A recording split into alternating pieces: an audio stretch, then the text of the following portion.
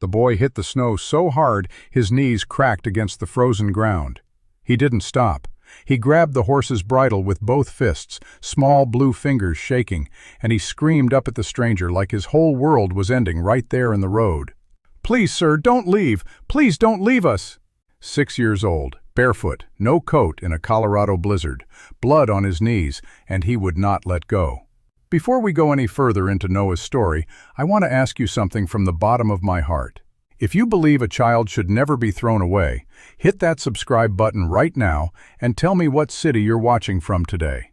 I love seeing how far this story travels. Now, let's begin. Ethan Hayes had not stopped for a living soul in 3 years. He almost didn't stop then. But something in that boy's voice, something raw and ancient and desperate, cut through the wind like a blade. He pulled the reins hard, and his big gray gelding, Hector, lurched sideways, stamping and blowing steam into the frozen air. The boy didn't flinch. He held on with both hands, his bare feet buried ankle-deep in the snow, his whole body shaking so violently Ethan could see it from the saddle. "Let go of my horse," Ethan said. His voice came out flat and low, the voice of a man who had long since stopped caring how he sounded to anyone. "Please." The boy looked straight up at him. His face was raw from the cold, cheeks cracked and red, lips almost purple. His eyes were dark brown and enormous and completely unafraid, which was somehow worse than if he'd been terrified. "Please, sir, my mama's dying." Ethan stared down at him for a long moment. Snow was driving sideways across the road. He'd been riding for 6 hours in it, and he still had another 4 to the next town, where there was nothing waiting for him except a bed in a bunkhouse and a bottle of whiskey he'd drink alone in the dark. "Let go," he said again. "I can't." The boy's jaw was set. "I can't let go, sir. I've been waiting out here since morning. You're the 3rd man that come down this road, and the other 2 didn't stop neither. Please." Ethan looked past the boy and saw them. 4 shapes standing back from the road, half hidden behind a split-rail fence. A girl who looked about 14, her arms wrapped around a younger girl. A boy about 11 standing with his chin up and his fists clenched at his sides like he was bracing for a fist fight. And behind them all, almost invisible against the white, a tiny girl no more than 3 or 4, wrapped in what looked like a man's old coat, 3 sizes too big for her. He looked back down at the boy in the road. "Where's your father?" Something crossed the child's face fast, like a shadow. "He's dead, sir." Ethan closed his eyes briefly. He'd ridden through 3 states trying to outrun that particular kind of answer. When? 2 winters ago. The boy's grip on the bridle didn't loosen one bit. "Mama's been keeping us since then, but she fell off the roof last week fixing the chimney, and she can't get up. Emily's been doing what she can, but she ain't no doctor, and Mama's breathing funny, and she got a fever that won't break, and we're almost out of wood, and the cattle are dying, and I don't—" His voice cracked for the first time. He pulled it back hard the way children do when they've learned too young that crying doesn't fix anything. "I don't know what else to do, sir. I don't know who else to ask." Ethan looked at the boy's feet, bare, blue-white against the snow. He'd been standing here God knew how long. "You came out here barefoot." "My boots got a hole clean through the sole. Snow gets in worse with them than without. Figured it didn't matter much either way."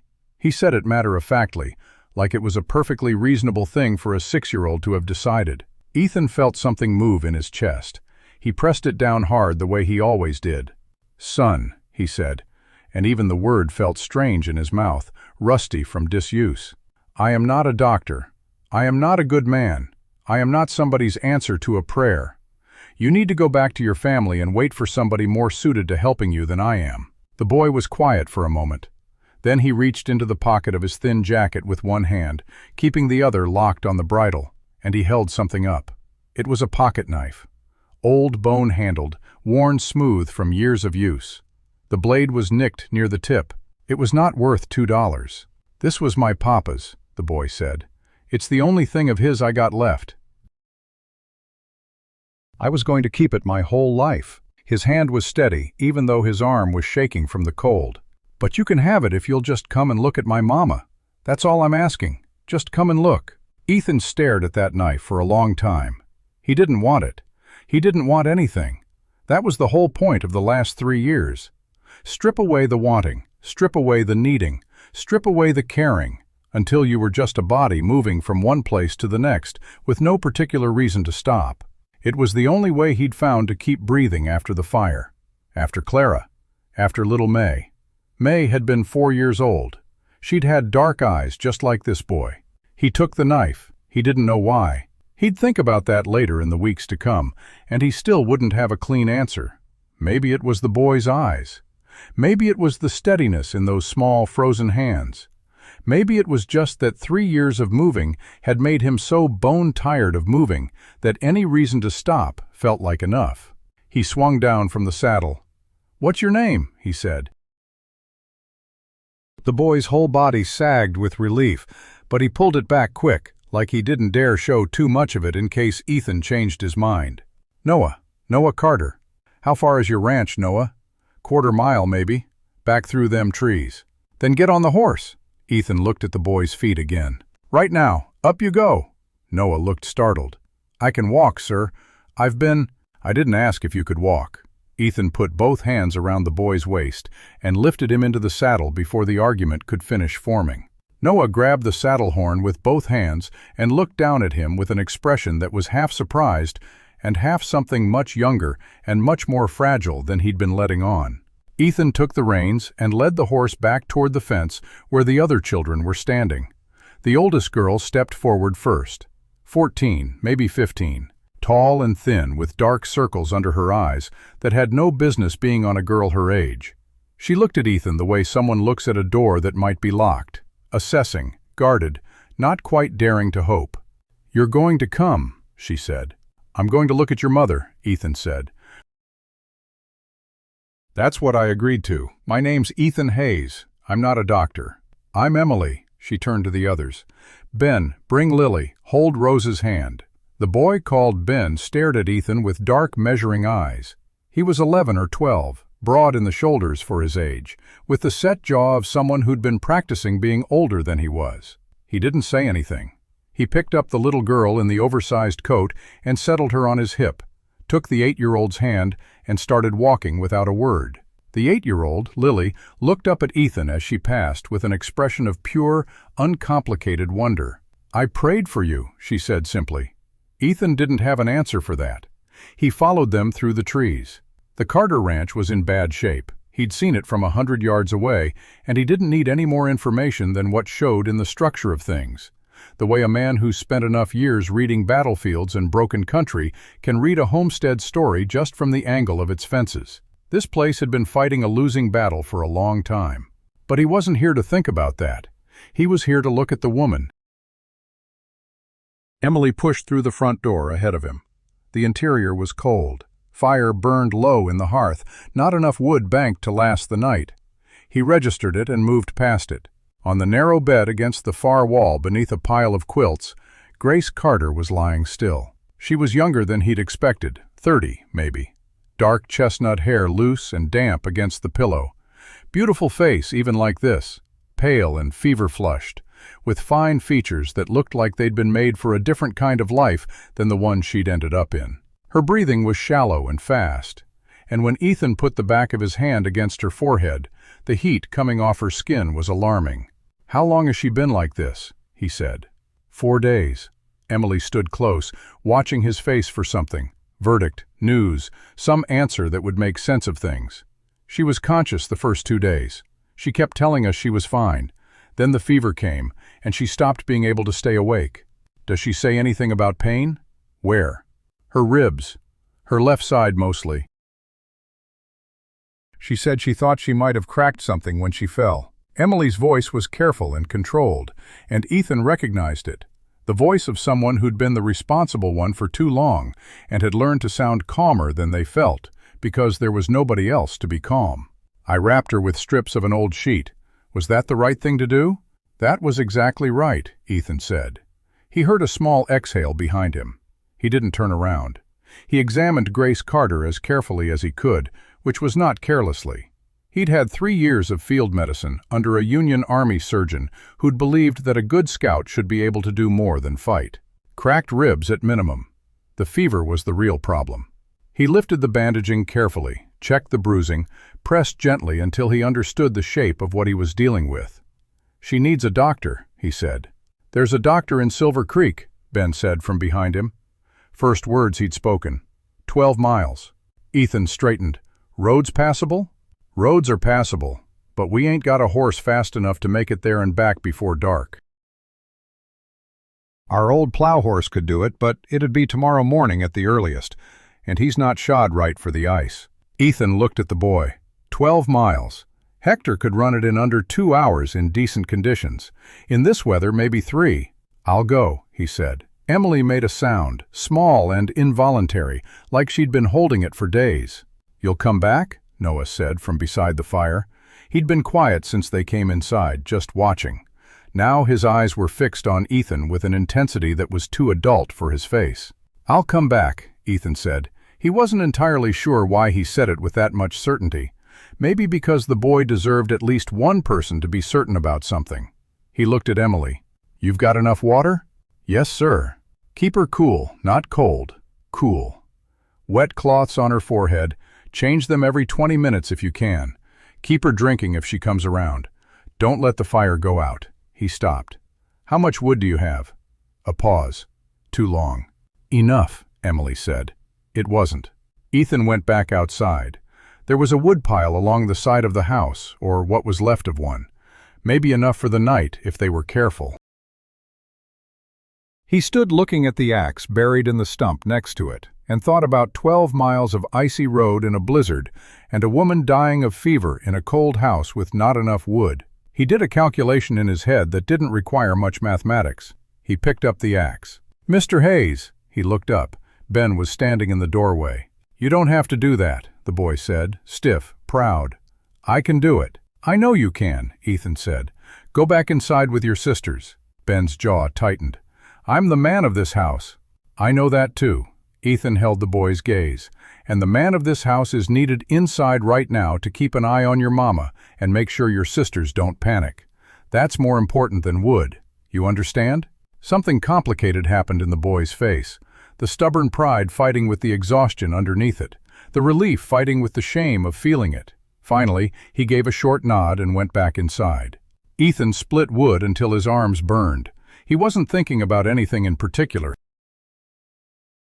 That was the one thing he'd learned to do well in 3 years of wandering. How to empty his head out completely. How to make himself nothing but movement and breath. Split, stack, repeat. Don't think about the way the little girl Lily had said, "I prayed for you," like it was the most natural thing in the world. Don't think about Noah's face when Ethan had said he'd come back. Don't think about the pocket knife in his coat pocket that he could feel the weight of every time he swung the axe. Don't think about May. Don't think about May. Don't think about May. He thought about May. 4 years old, dark eyes and a laugh like something falling downstairs. She used to follow him around the yard when he came home from scouting, grabbing his coat sleeve and saying, "Papa, Papa, Papa," like a song. He'd been away when the fire started. He'd come home to nothing but ash and a neighbor on the road with a face that told him everything before the man opened his mouth. That was the thing about grief that nobody warned you about. It didn't get smaller. You just got bigger around it, built yourself a thicker shell, put more distance between yourself and anything that could crack it open again. You rode far enough and fast enough that you could convince yourself for hours at a stretch that you were just a man on a horse going somewhere. Nothing missing, nothing burned. And then a 6-year-old boy grabbed your bridle in a blizzard with his bare frozen hands and looked up at you with dark eyes. And 3 years of distance collapsed like a rotten fence in a flood. He carried the wood inside in 3 loads. Emily was sitting beside her mother doing exactly what he'd told her. Lily was in the corner telling a story to little Rose, quiet enough not to disturb the room. Noah had fallen asleep in the chair by the fire, with his knees tucked up to his chest and his mouth slightly open. Ben was standing against the wall, watching Ethan the way he'd been doing all afternoon, measuring. Not hostile exactly, just careful. The way a boy gets when he's been the only protector something has, and he's not sure whether to trust the new thing. "I'm going to Silver Creek for the doctor," Ethan said quietly. "I should be back before morning if the road's clear. If it's not, I'll be back by midday at the latest. Emily looked up from her mother's bedside. And if the road's not clear at all? Then I'll carry the doctor on my back. He hadn't meant it to sound like a joke. He wasn't sure it was one. Emily stared at him for a long moment. Then something shifted in her face. Not quite a smile, just the loosening of something that had been clenched very tight for a very long time. "Thank you, Mr. Hayes." He nodded, pulled on his coat. "Mr. Hayes," Ben's voice, low, careful. Ethan stopped. "There's men," the boy said. "In town. You should know that before you go." His eyes cut briefly to his sleeping brother, then back. "Men who work for the judge. They ride out here sometimes, just to look, just to remind us." He paused. "They don't like when strangers come around." Ethan studied the boy's face. "What judge?" "Judge Victor Hale." Ben said the name, the way people say things they've said too many times in too many quiet, desperate conversations. Like a word worn smooth from handling. "He owns most of Silver Creek and half the county besides. He's been wanting this land since before my papa died."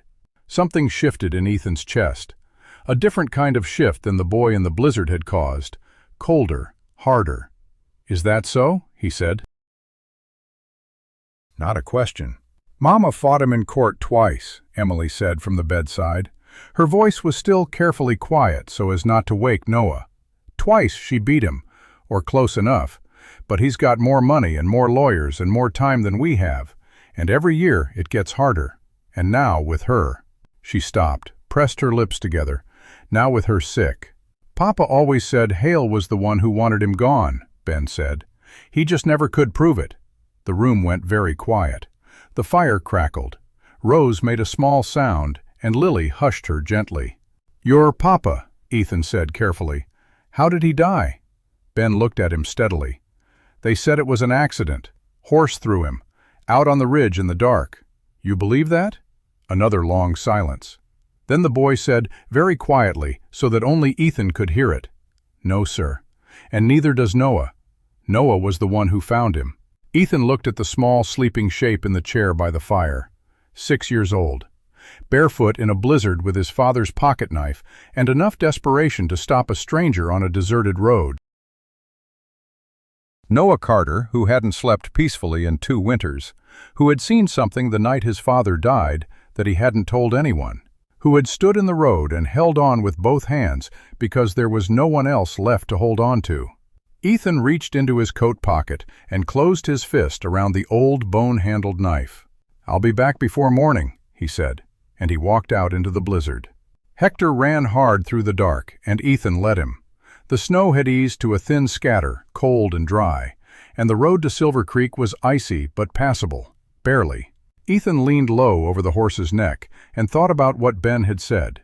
Noah was the one who found him. 6 years old, and for 2 winters he'd been carrying that alone.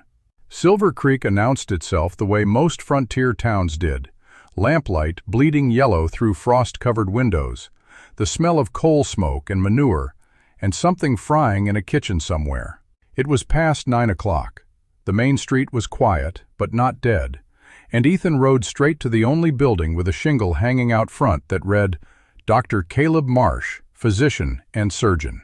He knocked hard. Nothing. He knocked again, harder. A light moved behind the curtain. The door cracked open 2 inches, and one eye looked out at him, watery blue and irritated beneath a white eyebrow. "We're closed," the old man said. "A woman's dying out at the Carter Ranch," Ethan said. "Cracked ribs, high fever, 4 days down. I need you to come tonight." The eye blinked. The door opened another inch. "Carter Ranch. Grace Carter, you know her?" "I know of her." Dr. Marsh paused. Something moved across his face that Ethan couldn't quite read in the dark. Hesitation. Or something older than hesitation. "She's 12 miles out in a blizzard." "It's let up. Road's passable. I've got a fast horse." Ethan put his hand flat against the door, not pushing, just present. "She's got 5 children in that house counting on her. Youngest is barely 3 years old." Another pause. Longer this time. Then the door swung open, and Dr. Marsh stood there in his shirt sleeves and suspenders, looking at Ethan with an expression that was half resignation and half something else. Something that looked almost like relief. "Give me 5 minutes," he said. Ethan waited on the porch. He was watching the street. He noticed the two men leaning against the post outside the saloon 3 doors down because they were the only people on the street not moving, not going anywhere, not in any hurry, just standing in the cold, watching him with the particular quality of stillness that meant they'd been told to watch for something. He didn't look directly at them. He watched them sideways, the way you learn to in 3 years of riding through places where you're not always welcome. One of them peeled off the post and walked toward him. Big man, wide through the chest, with a deputy's star pinned slightly crooked to his coat, like it had been put there in a hurry. "Don't recognize you," the man said. "You passing through?" "That's generally what strangers do," Ethan said pleasantly. The deputy stopped a few feet away. His eyes went to Hector, then to Ethan's saddlebags, then back to his face. "Where you coming from?" "East." "Where you headed?" "Back east," Ethan said, "after I collect the doctor." The deputy's eyes narrowed. "What do you need the doctor for?" "Seems like a personal question." "I'm making it my business." "Is that so?" Ethan looked at him evenly. "And who made it your business?" The deputy's jaw shifted. He was deciding something. Ethan could see it happening in real time. The calculation, the weighing, the question of how far to push a stranger he didn't have information on yet. "Judge Hale likes to know who comes and goes in this county," the man said finally. "Especially folks who take an interest in certain properties out on the ridge." Ethan held the man's gaze for 3 full seconds. Then he said very calmly, "I'll be sure to mention that to the judge if I ever meet him." The door behind him opened, and Dr. Marsh came out with his bag and his coat half-buttoned. The deputy looked at him, and then back at Ethan. And then he stepped back, just slightly, and said nothing more. Marsh didn't look at the deputy at all. He kept his eyes on the ground as he pulled himself up behind Ethan on the horse, which told Ethan everything he needed to know about how long that particular man had been frightening this particular town. They were 200 yards down the road before the doctor spoke. "You're staying out at the Carter place," he said quietly. "For tonight. You are a relation of Grace's?" "No." "Friend of the family?" Ethan didn't answer. Marsh was quiet for a moment. Then he said, "You know what you're riding into out there?" "I know some of it," Ethan said. "I suspect there's more." "There's considerably more," the doctor said. And then he said nothing else for the next 3 miles. It was Ethan who broke the silence. "Thomas Carter," he said. "What do you know about how he died?" He felt the doctor go very still behind him. "I know what the inquest said." "I didn't ask what the inquest said." A long pause. The horse's hooves on the icy road, wind in the trees on either side.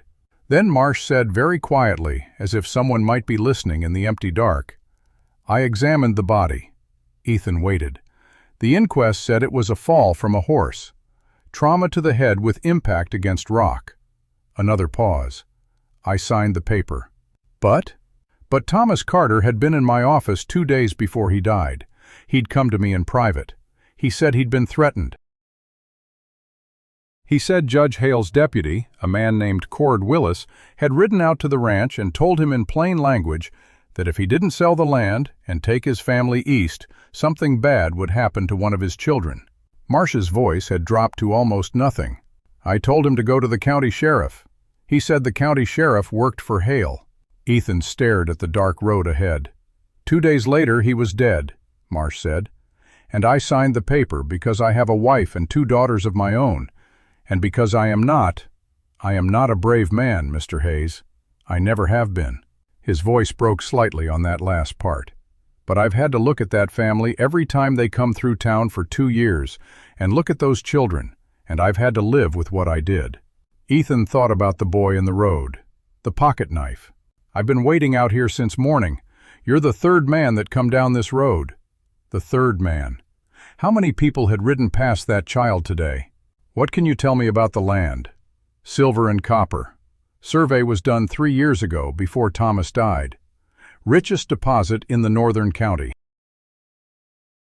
Hale's been trying to get that land since before Grace and Thomas ever homesteaded it. When Thomas wouldn't sell, he started with the lawyers. Grace fought him twice in court and won. Hale's been waiting her out, figuring she'd break eventually. Figured a widow with 5 children couldn't hold on forever. A pause. "He's probably right. Without Thomas and without help, she can't work that land and fight the courts at the same time. She's been doing it for 2 years. Barely, Marsh said. And now with her hurt, he stopped. Cord Willis was seen out on the Ridge Road the day Thomas died. I never put that in the report. God forgive me. I never put that in the report. The Carter Ranch lights came into view through the trees, and Ethan felt something settle inside him. Not peace, exactly. More like the particular quieting that happens before a decision locks into place. He swung down from the saddle before Hector had fully stopped, and had the door open before Marsh finished dismounting. Emily was on her feet the moment they came through the door.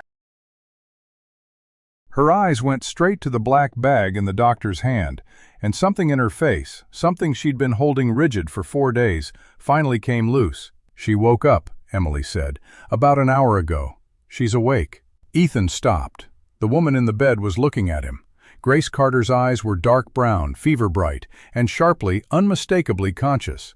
She tracked him across the room with a gaze that was still fighting to focus, but clearly had enough left in it to be suspicious. "Emily," she said, and her voice was low and rough from fever, but it was there, present. "Who is he?" "Mama." Emily crossed quickly to the bedside and took her mother's hand. "His name is Ethan Hayes. He went all the way to Silver Creek for Dr. Marsh. He's been helping us." Grace Carter looked at Ethan for a long moment without speaking. Then she said carefully, "My children, are they all right?" "They're fine," Ethan said, "all 5 of them." "Noah?" "Asleep in the chair. He's fine." Something moved across her face. Her eyes closed for a moment, then opened again, fighting the pull of the fever. "I don't take charity," she said. "I didn't offer any." Her jaw moved slightly, like she was deciding whether to believe him. Dr. Marsh stepped in between them and put his bag on the table beside the bed and began his examination. And Ethan stepped back to the far wall and found that Ben was standing beside him, without him having noticed the boy move there. "She was asleep when we left," Ben said quietly. "She's not now." Ethan watched his mother talking to the doctor, answering questions, wincing when Marsh pressed against her ribs. The boy's throat worked. "She's going to be all right," Ethan said. "Doctor seems to think so. Ribs will heal. The fever needs watching." He paused. "You did well keeping things together here, all of you." Ben's eyes stayed on his mother. "I didn't do enough. I should have found help sooner. You're 11 years old. My papa was working this ranch at 14. "Your papa was 14, Ethan said. "You're 11. There's 3 years of difference, and it matters." Ben looked at him sideways, assessing again. That permanent, habitual measuring. "Why'd you come back?" "I said I would." Men say things. He said it without bitterness, which somehow made it worse. Like it was just a fact he'd catalogued and filed away. "I know," Ethan said. "I still came back." The night deepened. Marsh worked steadily, and when he'd finished, he sat beside Grace and spoke to her in a low voice, and gave Emily careful instructions about the medicine in his bag. Grace listened with her eyes half closed, but she was listening. Ethan could see it in the set of her jaw, the small movements of her hand against the quilt. Lily had fallen asleep, curled against little Rose in the corner. Ben had finally sat down, and within 20 minutes was asleep, sitting up with his back against the wall, still trying to keep watch even in sleep. Only Emily stayed awake, sitting at the table across from Ethan with a cup of cold coffee in her hands, and the look of someone who'd been awake so long that sleep felt like something that happened to other people. "What did Dr. Marsh tell you?" she said quietly. "On the way out here." Ethan looked at her, 14 years old with 30-year-old eyes. "What makes you think he told me anything?" "Because you came back with a different look on your face than you left with." She wrapped both hands around the cup. "We're not children, mister Hayes. Ben and me. We know about the judge. We know what Papa was fighting. We know Cord Willis was on the ridge that night." Her voice stayed flat and even and controlled. "We've known for 2 years. Mama knows it too, even if she won't say it outright. She's trying to protect us from it.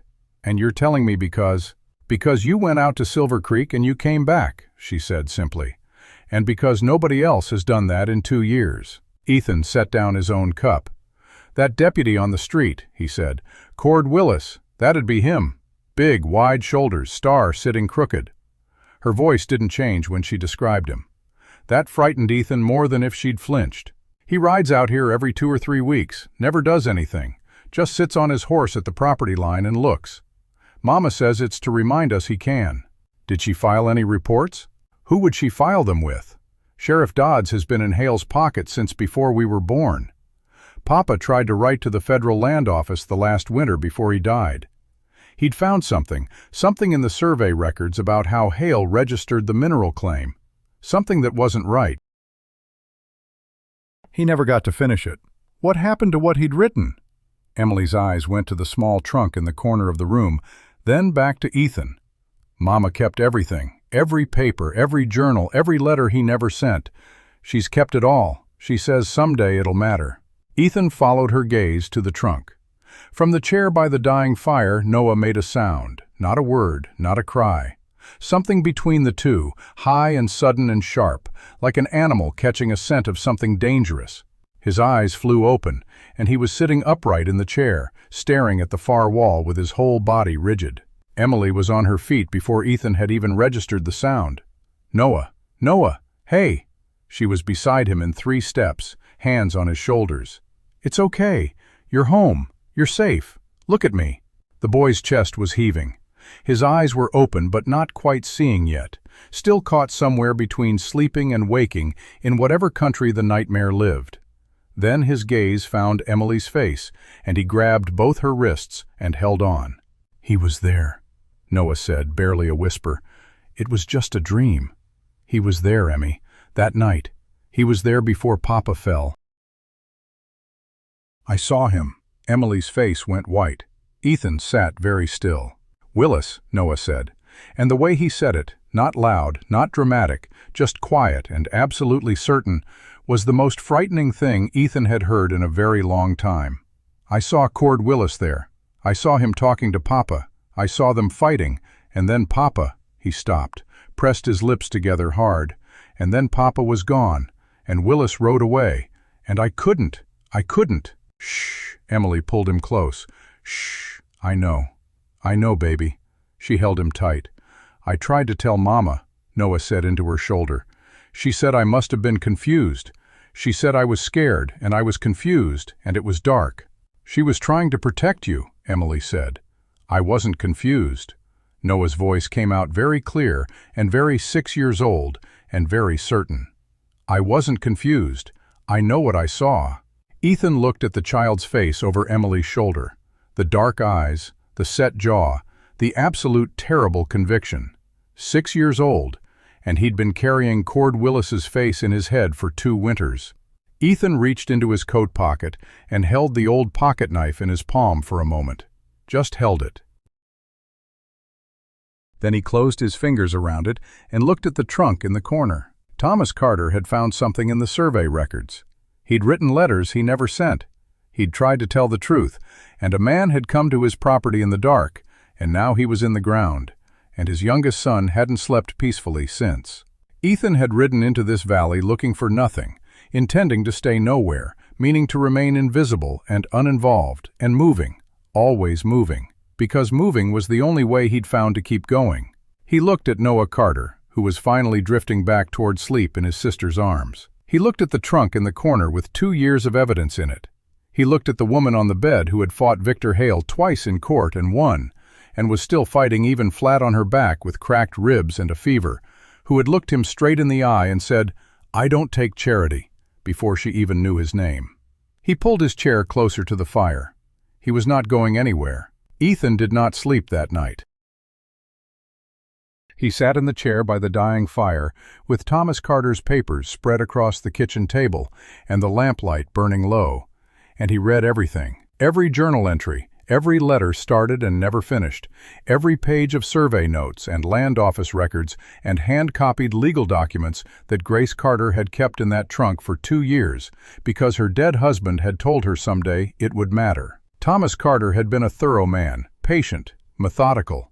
The handwriting was careful and even, the notes organized by date, and what they told, laid out piece by piece across the table in the lamplight, was a story so clear and so damning that Ethan felt his jaw tighten with every page he turned. Victor Hale had filed a secondary mineral claim on the Carter land 3 months before Thomas died. Filed it quietly through a shell company registered in Denver, using a surveyor who had worked for Hale on 4 previous land acquisitions. Thomas had found the discrepancy in the county records by accident. A duplicated parcel number, a clerk's error that exposed the filing. He'd written it all down. He'd started a letter to the federal land office. He'd gotten 2 paragraphs in before something stopped him, and before someone stopped him. "You found it." Ethan turned. Grace Carter was standing in the doorway between the bedroom and the main room, one hand on the frame to steady herself. She was pale and thinner than she should have been, and she was holding herself carefully on account of her ribs. But her eyes were clear and sharp and fixed on the papers on the table. "You should be in bed," Ethan said. "Probably." She didn't move. "Sit down, Mrs. Carter." "I've been lying down for 4 days, Mr. Hayes. I think I can manage a chair." She crossed the room slowly, lowering herself into the chair across from him with the controlled, deliberate movement of someone who will not allow pain to show on their face, and she looked at the papers spread between them. "I've read all of it 100 times. I know what's there." "Then you know he had enough to take to a federal court." "I know what Thomas thought he had." Her hands folded on the table. "I also know that Thomas is dead, and I have 5 children and no money for a lawyer, and that every time I walked into a courtroom in this county, Victor Hale already owned the judge sitting on the bench. Hale is the judge. I'm aware." Her voice was dry and exhausted, and still, underneath all of it, fighting. "I've been aware of that since before Thomas died." Ethan looked at her across the table. "Did you know about Noah?" The question landed hard. He watched it land, watched something flinch behind her eyes, something she'd been carrying longer than he had any right to guess at. "I knew he saw something," she said very quietly. "He told me right after. I told him he was confused. He was 6 years old, and it was dark, and he was scared, and I—" She stopped. Her hands tightened against each other on the table. "I told him he was confused because if what he saw was real, then I couldn't protect him from it. And I couldn't protect him from it because I couldn't prove it. And if I couldn't prove it, then all I was doing was putting a 6-year-old child in the crosshairs of a man who'd already killed his father. Was that wrong?" Ethan didn't answer right away. He thought about Noah in the chair by the fire, the nightmare, the certainty in that small, tired voice. "I wasn't confused. I know what I saw." "No," he said. "That wasn't wrong." "But it didn't stop," Grace said. "Him knowing. He knows every day. I can see it on him every morning." Her voice thinned slightly at the edge. "He used to talk constantly. From the minute he woke up until the minute he went to sleep, that boy never stopped talking. He hasn't been that way since his father died." Ethan was quiet for a moment. Then he said, "He talked yesterday while I was splitting wood. He came outside and stood beside me for 10 minutes asking questions about the horse." Grace looked at him. Something moved in her face that she didn't have a word for and didn't try to find one. "I found a witness," Ethan said. She went very still. "When I rode to Silver Creek last night, Marsh told me he'd examined your husband's body and signed the inquest paper, knowing it wasn't right." He watched her face carefully. "He's willing to say so in court, in writing, in front of a federal judge." Grace's jaw worked. "Caleb Marsh has been afraid of Victor Hale since." "He's still afraid," Ethan said. "But he's more afraid of what he's become. That's a different kind of fear. It's useful." She stared at the papers between them, at 2 years of her husband's careful handwriting, at the thing she'd kept locked in a trunk and never let herself fully hope would amount to anything. "Thomas started a letter to the federal land office," Ethan said. "I can finish it. I've got contacts from my scouting days, men in the territorial marshal's office who owe me. It won't happen overnight, but if we can get a federal ear, this—" He spread one hand across the papers. "All of this becomes a case. And in the meantime," she said, "in the meantime, Hale knows I'm down. His deputy rides past my property line every 3 weeks to remind me he can. My next court date is December 24th. Her voice didn't waver. "Christmas Eve. And he's added a custody petition. Claims I'm unfit to raise 5 children on account of the condition of the ranch and my inability to provide." She let that sit for a second. "He's not wrong about the condition of the ranch. He's wrong about everything else, Ethan said. She looked at him straight across the table. Mr. Hayes, I appreciate what you've done. I mean that genuinely. But I need you to understand something. She kept her voice even and clear the way she always kept it. He was beginning to understand that this was not coldness. It was survival. People have felt sorry for us before. They've helped for a week, maybe 2, and then the reality of what we're up against has sent them on their way. I won't let my children get attached to a situation that's going to leave. I'm not a situation, Ethan said. Then what are you? He thought about that for longer than a quick answer allowed. May's dark eyes, the pocket knife in his pocket. 3 years of moving and a boy in the road who'd been waiting since morning. I'm a man who isn't leaving, he said. That's all I can tell you right now. But I mean it. She held his gaze for a long moment. Then she looked down at her husband's papers and she said, All right, Mr. Hayes. The days that followed moved fast and hard. Ethan worked the ranch from before sunrise, and he worked it like a man with something to prove, which he supposed he was, though he kept that observation to himself. Fences, cattle, roof repair on the barn. He sent a letter through Marsh to a contact in the territorial marshal's office, kept it brief and factual, enclosed copies of 3 key pages from Thomas's survey notes. Ben worked beside him every day and didn't ask for help and didn't complain and didn't talk much. But he started talking a little. Small things. How his father had taught him to notch a fence post. How the north pasture flooded in spring. How he'd always wanted to learn blacksmithing, but there hadn't been anyone to teach him since Thomas died. Ethan taught him what he knew. Noah followed Ethan everywhere. At first at a distance, then closer. Then so close that Ethan would turn around and nearly trip over the boy standing directly behind him. He never explained himself, and Ethan never asked him to. He just let the child be where he needed to be. Lily decided Ethan was an angel and told him so regularly. He told her he was not. She told him that's exactly what an angel would say. He gave up arguing. Emily watched all of it with those 30-year-old eyes, and one afternoon she said to him quietly, without preamble, he was like this with Papa, Noah, following him everywhere. She didn't say anything else. She didn't have to. On the 23rd of December, Cord Willis rode out to the property line at mid-morning. Ethan walked out to meet him. Willis pulled up short when he saw him. Clearly hadn't expected anyone but Grace or one of the children. He was bigger up close than he'd looked on the Silver Creek street. Wide through the jaw, small, pale eyes. The deputy's star still sitting crooked like it had been pinned in a hurry, and nobody'd ever bothered to straighten it. Don't believe I know you, Willis said. No reason you would, Ethan said. He stopped 10 feet from the property line, not on Willis's side, on his own. Name's Ethan Hayes. I'm staying with the Carters. Willis's eyes moved past him toward the house. Mrs. Carter's got herself a hired man. Something like that. She can't afford a hired man. Lucky for her I come cheap. Ethan kept his voice easy and pleasant. Was there something you needed, deputy, or are you just out for the air? Willis looked at him for a long time. The kind of look that's meant to communicate something specific, that the person doing the looking has power in this county, and the person being looked at does not.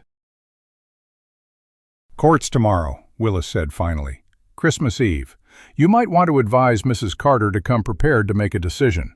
What kind of decision? The kind where she signs the land over and takes her children east and starts fresh somewhere nobody knows her business. The judge is a reasonable man. He'd rather settle this clean. I'll be sure to pass that along, Ethan said. Willis held his gaze for another beat. Then he turned his horse and rode back toward town at an unhurried walk.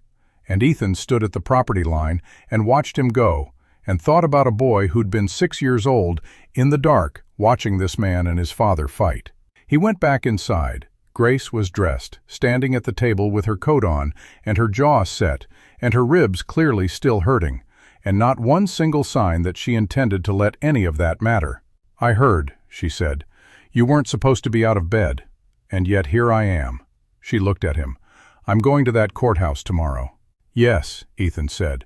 We all are. Christmas Eve arrived gray and cold and bright with ice. The whole family rode into Silver Creek together.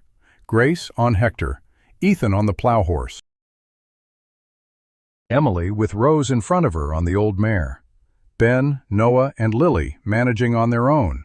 They rode into town and people stopped on the boardwalk to look, the way people do when something unexpected moves through a place that's been still too long. The courthouse was already full when they got there. Word had traveled, it always did in a town this size, and people had come to watch what everybody assumed would be a formality. Victor Hale taking the last thing Grace Carter had left. Ethan could feel the weight of that assumption in the room, like a physical thing. Judge Victor Hale was already seated at the bench. He was older than Ethan had expected, 60, maybe more, with the well-fed look of a man who'd never in his life wondered where his next meal was coming from. He looked at Grace Carter when she walked in, and his expression didn't change, which was more insulting than contempt would have been. He looked at Ethan, and his expression changed. "Mrs. Carter," Hale said, "I see you've brought company." "Mr. Hayes is a family friend," Grace said. She sat down at the plaintiff's table, with her back straight and her hands folded, and the carefully controlled face that Ethan now understood had been holding this family together for 2 years. "I'm sure he is." Hale's eyes moved back to Ethan and stayed there a moment too long. Then he shuffled his papers. "Shall we proceed?" It wasn't a question. Hale's lawyer stood and laid out the custody petition in smooth, practiced language. The ranch's failing condition, the financial instability, the mother's recent medical incapacitation, the inability to provide a stable environment for 5 minor children. He made it sound like arithmetic, like Grace Carter's life reduced to a column of numbers that didn't add up. Grace's hand stayed folded on the table throughout. Ethan sat beside her and watched her breathe. When the lawyer finished, Ethan stood up. "Your Honor," he said, "I'd like to present documentation relevant to this proceeding." Hale's eyes narrowed. "And you are?" "Ethan Hayes. I'm representing Mrs. Carter's interests today." "Are you a licensed attorney, Mr. Hayes?" "No, sir. But neither is the law that requires one in a proceeding of this nature, which is a custody petition, not a criminal trial. I've looked it up." A murmur through the room. Hale's expression didn't shift, but something behind his eyes did. Ethan laid Thomas Carter's papers on the table, the survey records, the duplicate parcel filing, the shell company registration, Dr. Marsh's written statement about the inquest. 12 pages, organized and clear and damning, and he walked the court through every one of them in plain language that even the people in the back row could follow. Hale interrupted him 4 times. Ethan answered each interruption calmly and continued. When he finished, the room was very quiet. Then he said, "I'd also like to call a witness." Noah Carter slid off the bench beside Emily and walked to the front of the room with his hands at his sides and his jaw set in the exact same way his mother's was. And the room went so quiet that Ethan could hear the wind against the courthouse windows. He was 6 years old, and he stood in front of that courtroom like he was 40, and he told them what he'd seen on the ridge on the night his father died. Cord Willis. The argument. His father's voice going high and frightened, a sound he'd never heard his father make before. Willis riding away in the dark, his father gone. He didn't cry. He said it straight and clear, and when he was done, he looked directly at Cord Willis, who was standing against the far wall, and he didn't look away first. Willis looked away first. The room erupted. 3 people stood up talking at once. A man in the back, older, a rancher by the look of him, said loudly that he'd seen Willis on the Ridge Road that night too, coming back toward town fast. A woman near the front said she'd known Thomas Carter personally, and he'd told her about the threats before he died, that she'd been too frightened to say so until now. The noise built, and Hale was banging his gavel, and it wasn't stopping anything. And then the courthouse door opened. A man in a federal marshal's coat walked in, and the room went quiet so fast it was almost like a sound itself. He was young, younger than Ethan had expected from the correspondence, with a lean, serious face, and a federal badge that was nothing like the crooked star on Willis's coat. He walked to the front of the room and laid an envelope on the judge's bench without looking at Hale's face. "Judge Victor Hale," he said. "I'm Marshal Reeves. Daniel Reeves, Territorial Office. I have a warrant authorizing federal investigation into fraudulent land claim filings in this county, and a secondary warrant regarding the death of Thomas Allen Carter, citizen. He looked up then. "I'll need to speak with your deputy as well. Mr. Willis, if you'd remain in the building." Willis didn't remain in the building. He moved for the door so fast that 2 men in the front row had to block it, and the sound he made when they stopped him, half snarl, half something much more frightened, was the most honest thing Ethan had heard from him. Grace Carter put both hands flat on the table in front of her and lowered her head and breathed. Ethan put nothing on the table. He sat very still and watched the room come apart at the seams, and felt something he hadn't felt in 3 years, something that wasn't hope exactly, not yet, but was close enough to it that he didn't have a better word. When the gavel finally brought the room to order again, Hale's voice was different. Still controlled, still wearing the face of a reasonable man, but underneath it, something had cracked. "The custody petition," Marshal Reeves said clearly, "is dismissed pending federal review of associated proceedings." "Dismissed." Grace lifted her head. Emily made a sound, short and sharp, and immediately swallowed. Ben grabbed his sister's arm. Noah was still standing at the front of the room, still looking at the door where Willis had been, and then he turned around and found Ethan's face across the room, and the expression on his face was the first fully unguarded thing Ethan had seen on the boy since the road. Grace Carter turned in her chair and looked at Ethan Hayes, and she said nothing at all. She didn't need to. 2 years of carrying this alone, and somebody had finally stood beside her, and whatever that was worth, it was written on her face without a single word required. Ethan picked up Thomas Carter's papers from the table and handed them to Marshal Reeves. And for the first time in 3 years, he felt the particular weight of doing something that mattered settle over him like a coat against the cold. They rode home from Silver Creek in the cold Christmas Eve dark, all 7 of them, and nobody talked much. The children were wrung out and quiet in the particular way of people who've been holding themselves taut for so long that release just feels like exhaustion at first. Noah sat in front of Ethan on the saddle the whole way back and said nothing, and Ethan let him say nothing, and that was enough. Grace rode beside them. She didn't look at Ethan, but every few minutes he was aware of her looking, the way you're aware of a fire in a dark room, even when you're not facing it. When they got back to the ranch and the children were inside and the horses were settled, she found him at the barn. "Mr. Hayes," she said. He turned around. "Ma'am." She stood in the doorway with her arms crossed against the cold and her chin up and her eyes red at the edges, which was the only visible evidence of everything she'd held in since the courtroom, and she said, "I owe you an apology." "You don't. I told you people help for a week and then leave." She held his gaze steady. "I was rude about it." "You were honest about it," Ethan said.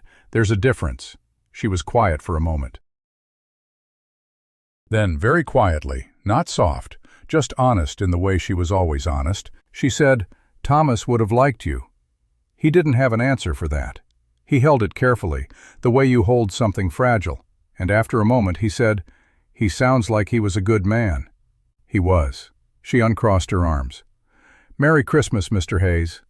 "Merry Christmas, Mrs. Carter."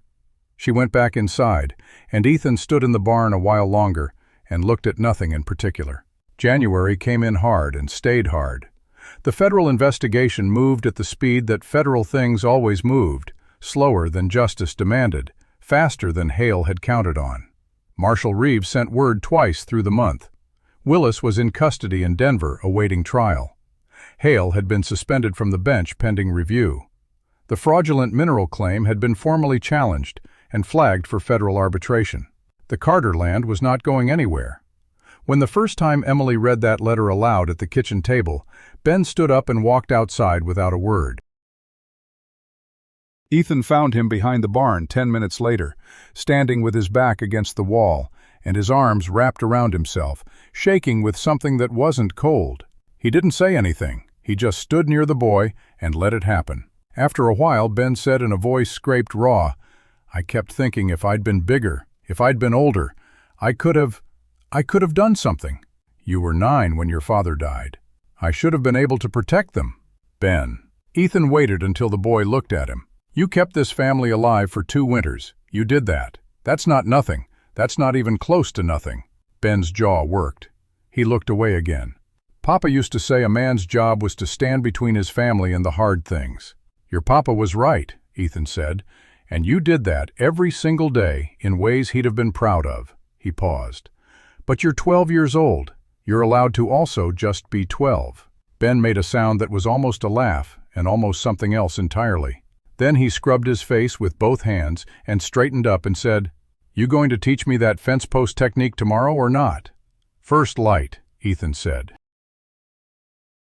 They walked back to the house together, and neither of them mentioned it again, and that was its own kind of conversation. The routine of the ranch settled around Ethan like something he hadn't known he was missing until it was there. He woke before the children.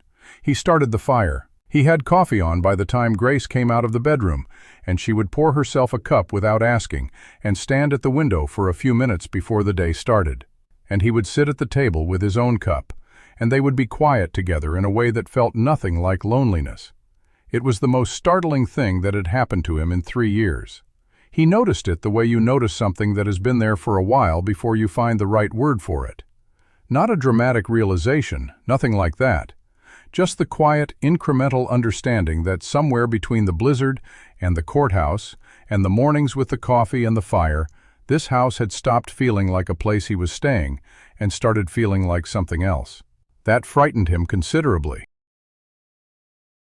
In the second week of February, Hale's personal lawyer arrived at the ranch on behalf of the judge's remaining business interests. Ethan saw him coming up the road and was at the door before the man had dismounted. The lawyer was young, city-dressed, with the careful confidence of someone who'd been trained to seem reasonable no matter what he was saying. He introduced himself as Mr. Aldridge and said he'd come to discuss a settlement. "Mrs. Carter isn't receiving visitors on legal matters," Ethan said. "And you are?" Aldridge looked him up and down. "Someone standing in the door." Ethan leaned against the frame. "What kind of settlement?" Aldridge glanced past him. "I really should speak with Mrs. Carter directly. She's heard enough from Hale's office. Say what you came to say." The lawyer adjusted his coat. "The judge is prepared to drop all remaining property disputes and compensate the Carter estate for any inconveniences in exchange for Mrs. Carter's agreement not to provide testimony in the federal proceedings." Ethan looked at him for a long moment. "No," he said. "Mr. Hayes, if you'd allow me to explain the financial terms—" "No," Ethan said again. "Ride back and tell the judge the answer is no. Tell him Mrs. Carter will be testifying fully and completely and that she's looking forward to it. Tell him she's kept every paper her husband ever wrote and that she's got a very good memory besides." He pushed off the doorframe. "And tell him if his lawyer comes to this property again, the marshal's office will hear about it before sunset." Aldridge stared at him, then he got back on his horse. Ethan watched him go and was aware, without turning around, that Grace was standing behind him in the doorway. "I could have handled that myself," she said. "I know," he said. "I've been handling things myself for 2 years." "I know that too." He turned around. She was closer than he'd expected, just inside the door, arms folded, chin up. "I wasn't handling it because I thought you couldn't. I was handling it because I wanted to." She looked at him for a moment. Something passed through her eyes that she didn't try to hide and didn't try to name. Then she said, "Thank you," and went back inside. The difference between those two thank yous, the formal one from Christmas Eve and this one, was something Ethan spent a fair amount of time thinking about later. Noah found his voice in February, not gradually, all at once, like a dam giving way. One morning, he started talking at breakfast about a dream he'd had about a red horse, and he didn't stop until evening. Emily looked at Ethan across the table with an expression he had to look away from because it was too much of something to look at directly. The nightmares still came, but less. And when they did, Noah had started coming to find Ethan instead of sitting alone in the dark with them. He would appear at Ethan's bedroll in the barn. Ethan had taken to sleeping out there, giving the family their space, and just stand there until Ethan moved over, and then curl up beside him and go back to sleep within minutes. Ethan didn't tell anyone about that. It felt private, like something that belonged to Noah and to him, and to the particular mathematics of what they were to each other, which neither of them had words for yet. Baby Rose started calling him something in early March. It started as a sound, a rounded, soft syllable she made when she reached for him, and it took Ethan 3 days to understand what she was saying. He was washing up at the basin when he heard it clearly for the first time. "Pa." He went very still. Rose was sitting on the floor, 3 feet away, holding her arms up at him with the absolute, unself-conscious confidence of a child who has never had a reason to doubt that she is worth reaching for. "Pa, Pa, Pa." Ethan dried his hands on the towel very slowly and crouched down and picked her up and held her in a way that looked from the outside like a perfectly normal thing. Inside, something that had been sealed shut for 3 years opened so fast it nearly knocked him sideways. Lily witnessed it and told Emily, who told Grace. That evening at the supper table, Grace looked at him with an expression he still didn't know how to read fully, but was learning, and she said nothing, and he said nothing, and that was all. It was Ben who finally drew the thing Ethan had been trying not to think about into plain language. They were in the barn in the 3rd week of March, working on the fence rail, and Ben said without looking up from his work, "You thinking about leaving?" It wasn't a question. Ethan set down his tool. "What makes you say that?" "You get a look sometimes." Ben kept working. "Like you're somewhere else. Like you're calculating something. Papa used to say you can always tell when a man's arguing with himself." Ethan was quiet for a moment. "I'm not planning to leave," he said. "But you're thinking about it." He owed the boy honesty. He'd decided that early, and he'd held to it. "I think about it sometimes," he said. "Not because I want to, because staying scares me more than going does." Ben stopped working. He looked at Ethan with those old, careful eyes. "Because of your family? The ones you lost?" Ethan said nothing. "Emily told me," Ben said. "She didn't tell me much, just that you'd lost people." He looked back at the fence rail. "If it makes any difference, we lost people too. Doesn't mean we can't be a family again." He picked up the tool. "Doesn't have to be the same family. Just has to be a family." 12 years old and the clearest thinker in the county. "No," Ethan said. "It doesn't have to be the same." He found Grace on the porch that evening. She didn't look surprised to see him. She moved over on the step without being asked, and he sat beside her. And for a while, they both just listened to the dark. Then he said, "I had a wife, Clara, and a daughter, May. She was 4. He said it the way you say things you've been carrying alone long enough that the saying of it is its own kind of relief. Fire. 3 years ago. I was away scouting. By the time I got back, there was nothing left." Grace was very still beside him. "I rode because it was the only thing I could do that wasn't sitting still," he said. "Sitting still felt like dying, moving felt like surviving. I don't know that it was actually living, but it kept me breathing." A long silence. The wind in the trees. "Thomas didn't die in my arms," Grace said. "I wasn't there. Nobody was except—" She stopped. Her hands tightened in her lap. "I've thought about that every day for 2 years. Whether he was scared, whether he knew what was happening, whether he called for me." Her voice was steady and quiet and very sad. "You never stop wondering the things you'll never get an answer to." "No," Ethan said, "you don't. But you keep going," she said. "Because they're still here." She glanced back toward the lighted window. "They need you to keep going. And after a while, needing to keep going for them starts to feel like something worth doing for its own sake." After a while. He looked at her profile in the dark, the line of her jaw, the stubborn, careful, exhausted, beautiful face of a woman who'd refused to let hard things break her for 2 years. "I'm not leaving," he said. "I know," she said. "I mean it in a different way than I've said it before." She turned to look at him. Close. The porch step was narrow, and they'd been sitting close all along, without either of them deciding to. And now the closeness was something else. Acknowledged. Present. Real. "I know that too," she said, very quietly. He didn't reach for her hand. She didn't reach for his. But she didn't move away either, and neither did he. And the space between them on that narrow step was something that had its own temperature, its own weight, its own particular meaning that neither of them needed to name yet. Inside, through the window, Lily's laugh rang out bright and sudden and ridiculous. The laugh of a child who'd found something purely funny. And then Rose joined in with her baby version of it. and they heard Ben say something in a low voice that made Emily snort, and then all of them were laughing. The real, unguarded kind. The kind that the Carter house hadn't held in 2 years. Grace made a sound that might have been a laugh, or might have been something that sat just beside one. Her head dropped forward slightly, chin toward her chest, and when she looked back up, her eyes were wet, but her expression was something close to light. "Listen to them," she said. Ethan listened.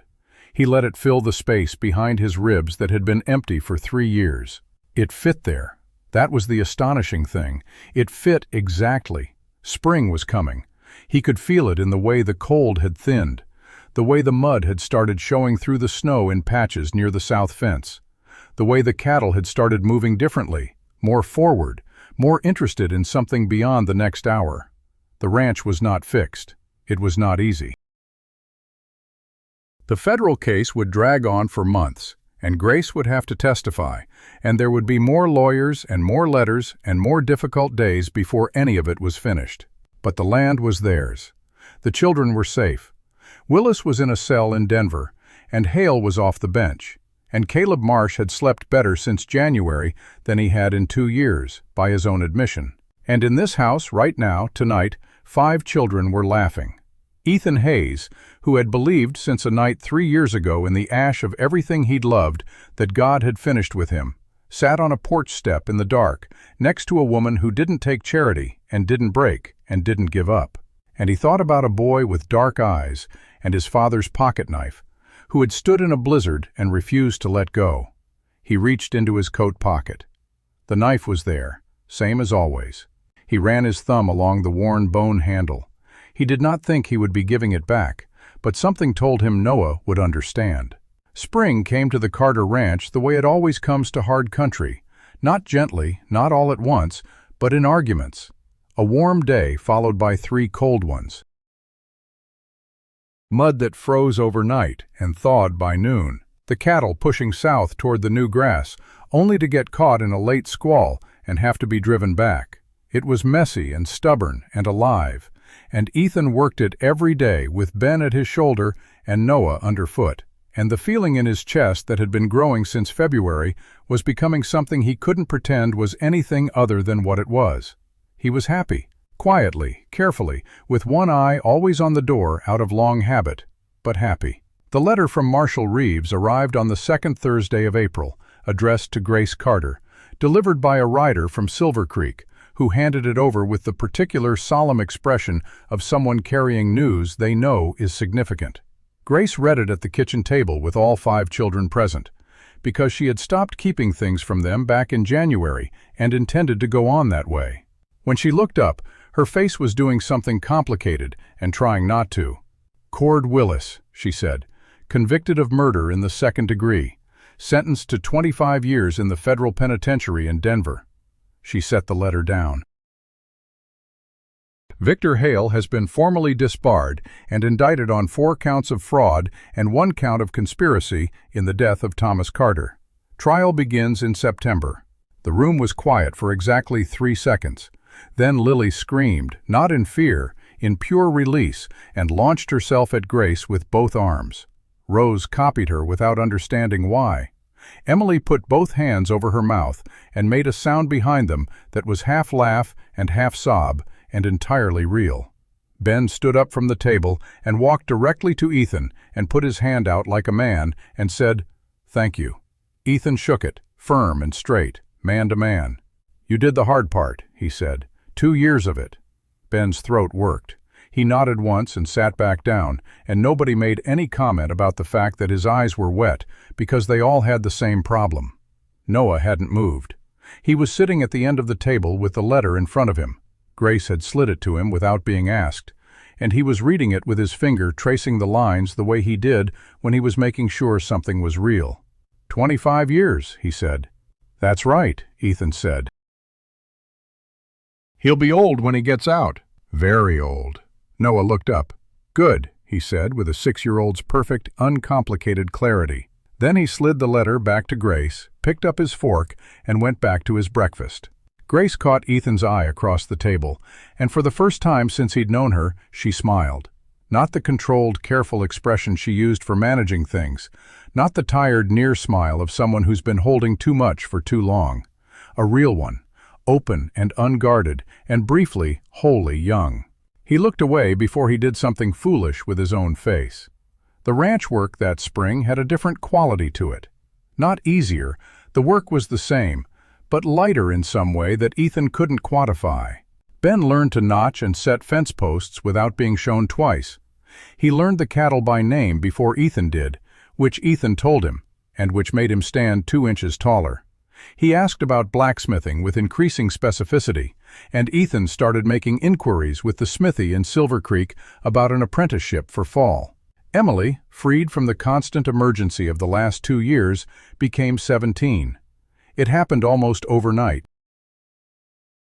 One week, she was the mother general of the household, and the next, she was borrowing Grace's hand mirror and asking pointed questions about a boy named Samuel Pratt, who apparently sat near her at the church they'd started attending again.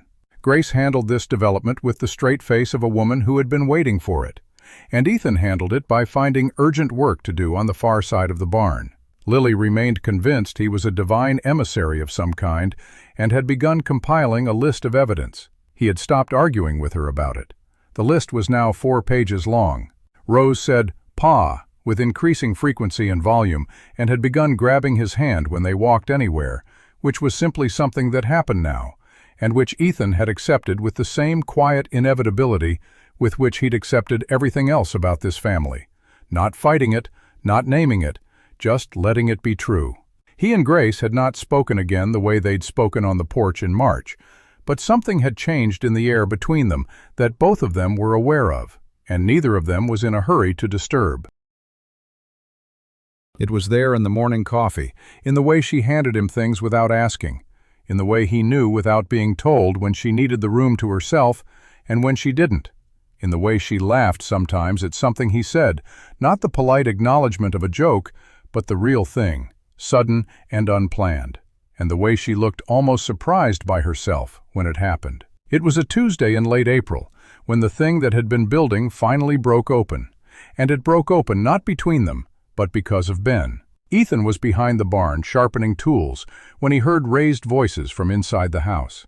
He was through the door in 15 seconds, and Ben was standing in the middle of the kitchen facing Grace with his arms rigid at his sides and his face red in the particular way it got when he was fighting something he didn't have words for yet. Grace was standing across from him, very still, with the expression of a woman who had walked into a conversation she hadn't expected. "He's not Papa," Ben said. His voice cracked on the last word, and he hated it, and it showed. "I know that. I'm not saying he's Papa. But you keep treating him like he's going to leave, like he's temporary, like we can't—" He stopped. His jaw worked. "He's not temporary, Mama." Grace opened her mouth. "I'm not done," Ben said with a firmness that was entirely Thomas Carter's. "He came back in a blizzard when he didn't have to. He rode to Silver Creek in the dark. He stood up in that courtroom. He's been here every single day since December, and he's still here. And you keep—" He exhaled hard. "You keep thanking him like he's a guest. He's not a guest." Silence. Grace looked at her son for a long moment. Then she looked past him at Ethan in the doorway. Her expression was unreadable and entirely readable at the same time. "Ben," she said, "you want to go check on the cattle?" "I already checked." "Go check again," Ethan said, not harsh, just clear. Ben looked between them. Then he grabbed his coat off the hook and went out, pulling the door shut with the carefully controlled force of someone who wanted to slam it, but had too much dignity. The kitchen was very quiet. Grace said, "He's not wrong." "No," Ethan said, "he's not." She looked at him across the room. A long look, the kind that takes stock of something, adds it all up, decides. "I know what I've been doing," she said, "keeping distance, keeping it formal. I know why I've been doing it." She pressed her lips together briefly. "I'm scared." "I know," he said, "I'm scared too." "You lost people," she said simply, without making it a wound, just a fact between them. "So did I." "And the idea of—" she started again. "The idea of letting someone matter again is the most frightening thing I can think of." Because I know what it costs when it ends. Yes, he said, but Ben's right. She said it quietly and with the directness she brought to everything. You're not temporary, I know that. I've known it for a while. I've just been treating me like something I might lose instead of something I have. She looked at him. Ethan crossed the room, not fast.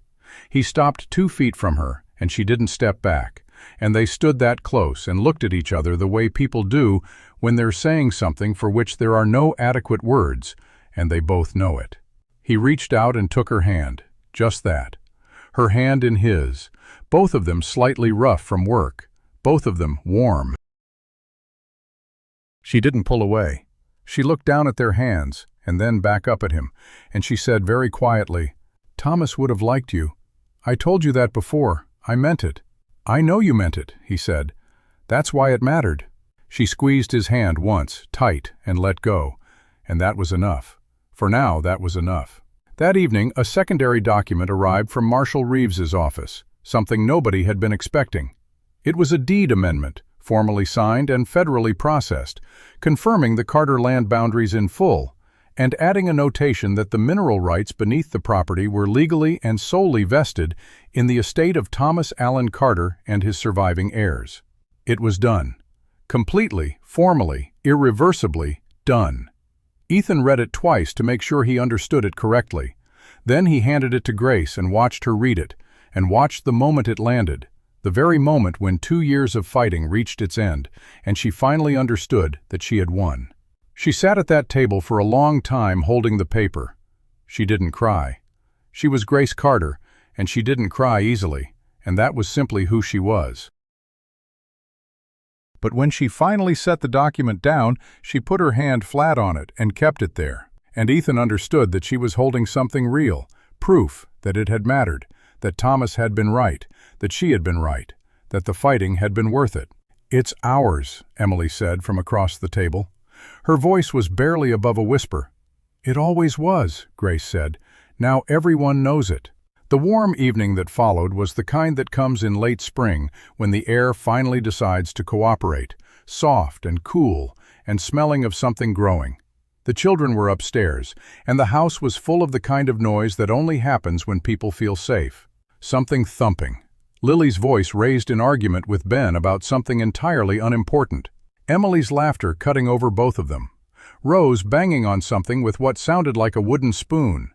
Grace was humming at the counter, low and absent-minded, not performing it for anyone.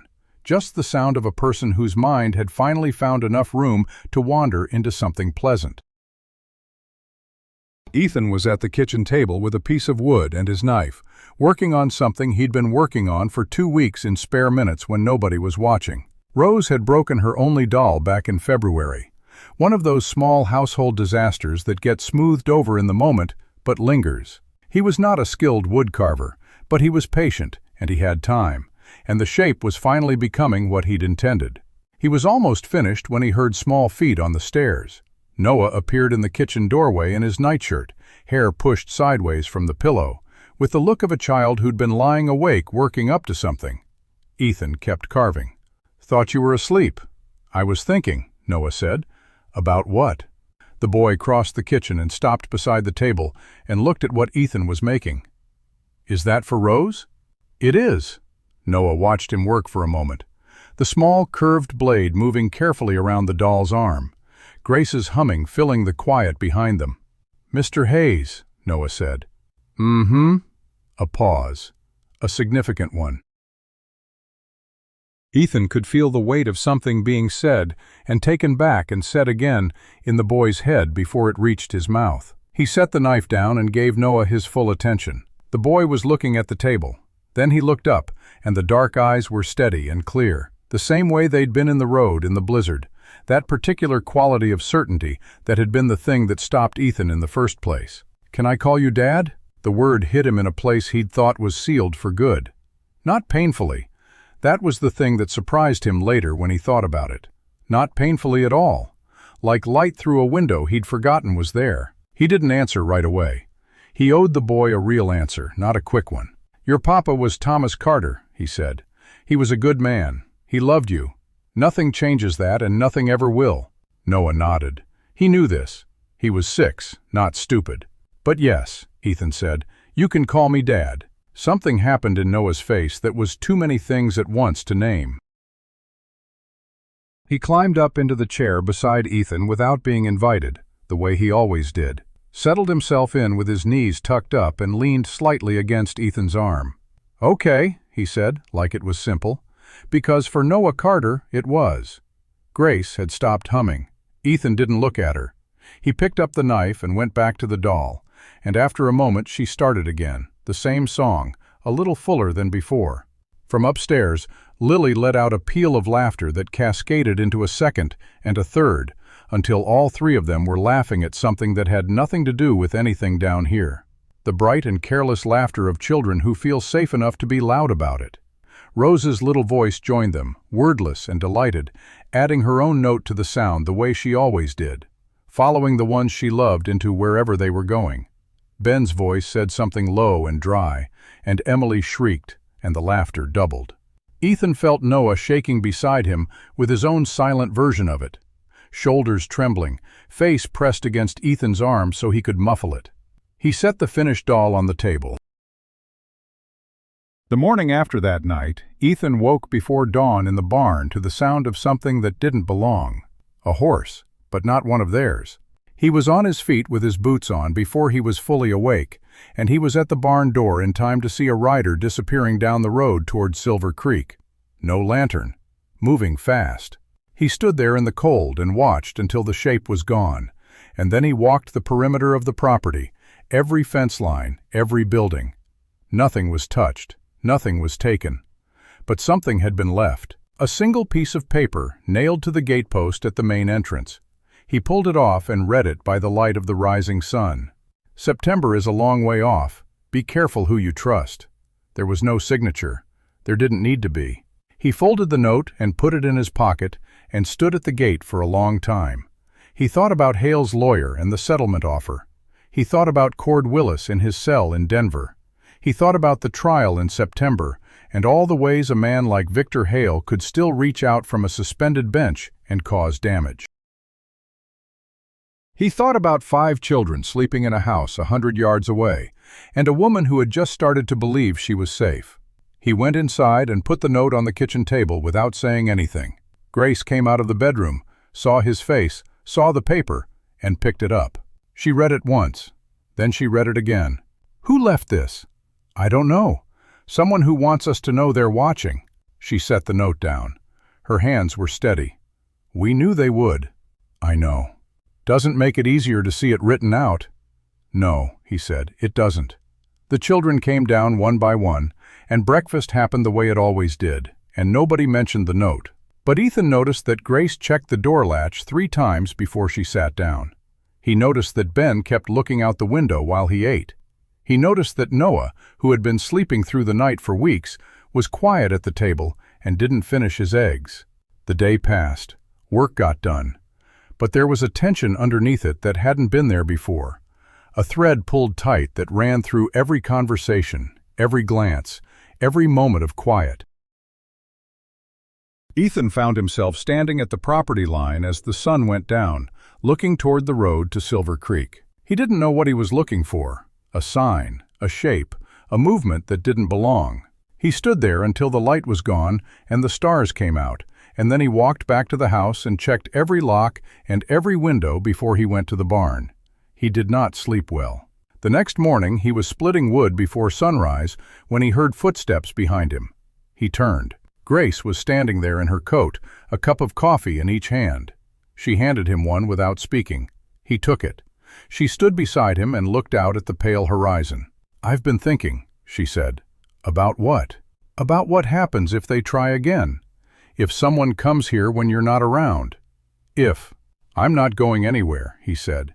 I know, but you can't be everywhere at once, and I can't either. She paused. I've been thinking about a gun. He looked at her. You know how to use one? My father taught me. It's been a while. Then we'll get you one, and I'll teach Ben the same. She nodded. She didn't thank him. They had moved past that. They stood together in the gray light, and he thought about how far they had come. from a woman who wouldn't take charity to a woman who would stand beside him with a rifle if she had to. He thought about the note in his pocket and the trial in September and all the ways this could still go wrong.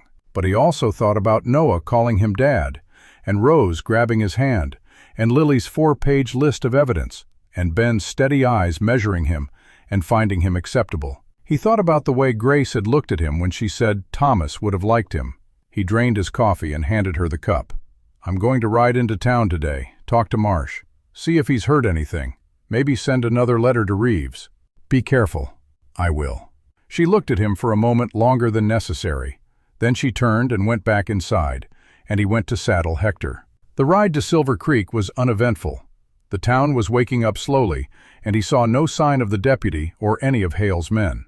He went straight to Marsh's office and found the doctor already at work, cleaning his instruments at the front table. Marsh looked up when Ethan came in. His face went through a series of small adjustments, the way it always did when he saw someone connected to the Carter case. A flicker of guilt, a flicker of relief, and then a steady, sober attention. "Mr. Hayes, I was wondering when I'd see you. You heard something?" Marsh set down the instrument he was holding. "I heard that someone paid a visit to your place last night." "How did you hear that?" Word travels fast in a town this size. A man rode out of Silver Creek before dawn, went east, came back an hour later.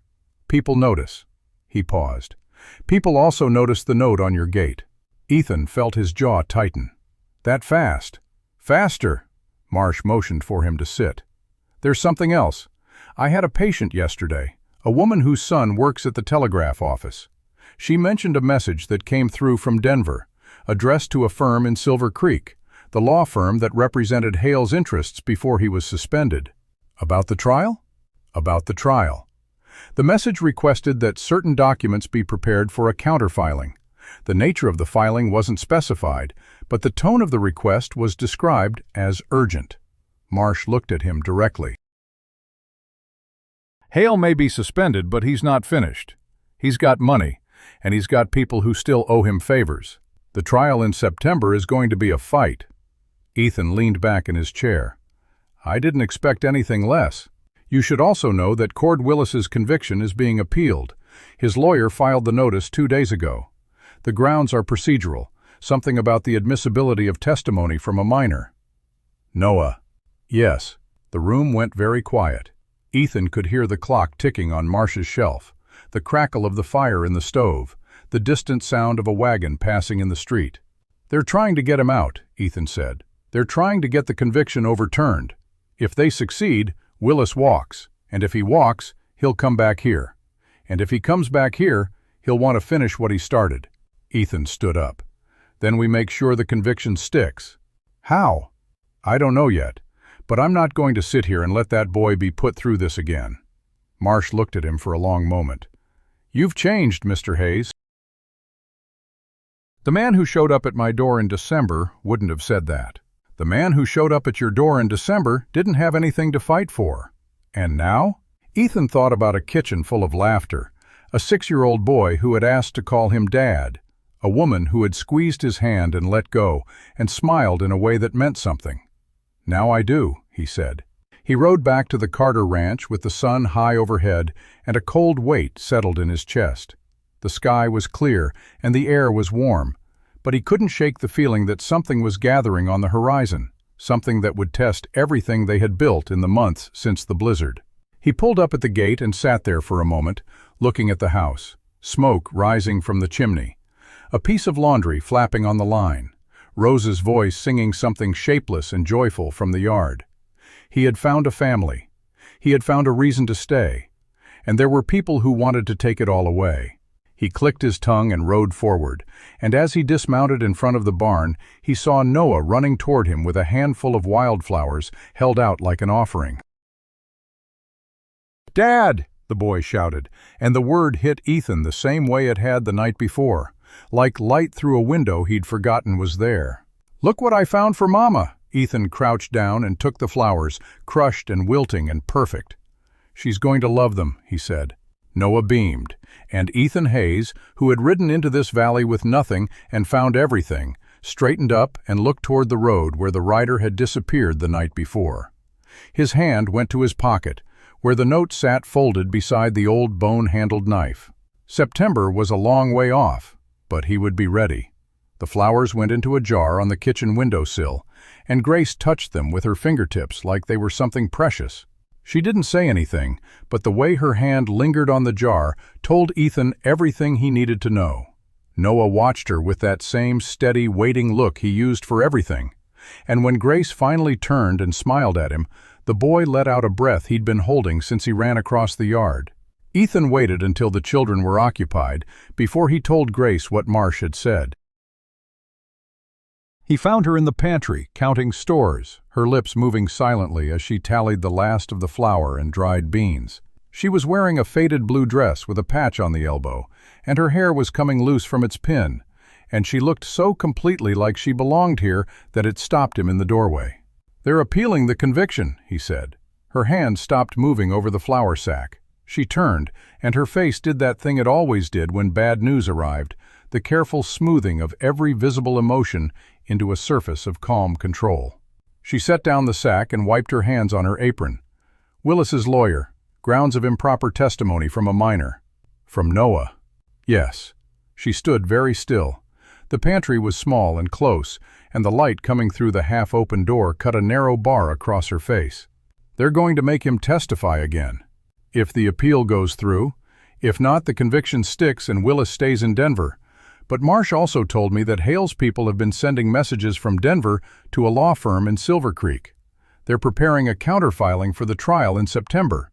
So the fight isn't over." "No. It's just starting." She looked at the shelves, at the neat rows of jars she had put up herself with Emily's help, at the proof of her own stubborn survival, lined up in glass and sealed with wax. "Then we get ready. That's what I wanted to talk to you about." She followed him out to the barn, where he had laid out an old rifle he'd cleaned and oiled the night before. It wasn't much, a Springfield he'd picked up in a trade a year back, nothing fancy, but it shot straight. He handed it to her and watched her weigh it in her hands, testing the balance. "When's the last time you fired one?" 8 years, before Thomas and I were married. My father used to take me out on Sunday afternoons, shooting at tin cans on the fence posts." She ran her hand along the stock. "He said a woman ought to know how to protect herself, because there wasn't always going to be a man around to do it for her. He sounds like a smart man." He was. She looked up at him. "Where do we start?" They spent the afternoon behind the barn, with the backstop of the ridge and the cattle grazing a safe distance away. Ethan showed her how to load the rifle, how to brace it against her shoulder, how to breathe between heartbeats and squeeze instead of pull. She missed the first 5 shots. Then she hit the target, a rusted bucket propped on a rock on the 6th, and the 7th, and the 8th. She handed the rifle back to him with a face that wasn't quite satisfied but was close. "I'm rusty." "You're not rusty. You just haven't done it in a while. Muscle memory holds. That's a kind way of saying I nearly shot the sky. I've seen worse." She laughed, a real laugh, low and surprised out of her. It was the second time he'd heard it, and he added it to the short list of sounds he wanted to hear again. Ben found them at the target. He stood back, watching with his arms folded, and when Grace finished and handed the rifle to Ethan, the boy said, "Teach me." It wasn't a question. Ethan looked at Grace. She nodded. "All right," Ethan said, "but you listen to every word I say, and you don't touch the trigger until I tell you to. Understood?" "Yes, sir." They went through the same drill, slower this time, with Ben's shoulders squared and his jaw set in the same determined line his mother used. He picked it up faster than Grace had. Younger hands, more recent memory of his father's teaching, Ethan guessed. He didn't miss a single shot after the first 3. When they were done, Ben lowered the rifle and looked at Ethan with something new in his eyes. Not quite trust that had been building for months. Something closer to partnership. "How long before I'm good enough to hit a man at 50 yards? "Ben," Grace said, "I'm asking a question, Mama. If someone comes to this property with bad intentions, I want to be able to stop them." Ethan answered him straight. "Another month of practice, and you'll hit what you're aiming at from that distance every time. Another 2 months, and you'll do it without thinking." Ben nodded, satisfied. He handed the rifle back and walked toward the house with his head high. Grace watched him go. He's 12 years old. He's the man of this house, Ethan said. He's been the man of this house for 2 years. All I'm doing is giving him the tools to do it right. Sometimes I wonder what kind of world we're building for them. One where they survive it. She looked at him for a long moment. Then she turned and followed Ben inside. The next week passed in a rhythm of work and preparation. Ethan rode the property line every morning and every evening, looking for tracks that didn't belong, for signs of anyone watching from the tree line. He found nothing, but that didn't mean they weren't there. He taught Ben to load and clean the rifle until the boy could do it blindfolded. He taught Noah to recognize the sound of a horse coming up the road at a walk versus a trot versus a run. He taught Lily to stay low and quiet if she ever heard shouting, and to get Rose to the root cellar without being told. The children absorbed the lessons with the matter-of-fact seriousness of people who had already learned that the world was not always safe. Emily was the only one who pushed back. "I'm not a child," she said one evening when Ethan was reviewing the plan for the root cellar. "I should be part of this." "You are part of this. You're the one who gets Rose and Lily to the cellar while Ben and I hold the line." "While you and Ben hold the line," she crossed her arms. "What about me holding the line?" He looked at her. 17 years old, dark circles from years of responsibility, the same stubborn set to her jaw that her mother had. "You ever fired a gun?" "No." "Then you get the children to safety. That's not a small job. That's the most important job." She wanted to argue. He could see it in the way her mouth opened and closed, in the way her hands tightened against her arms. But she had seen enough of the world to recognize the truth when she heard it, even when she didn't like it. "Fine," she said, "but I want to learn, after the others are safe. Then I'll teach you." She nodded, once, and went back to the dishes. Grace was standing in the doorway, having heard the whole exchange.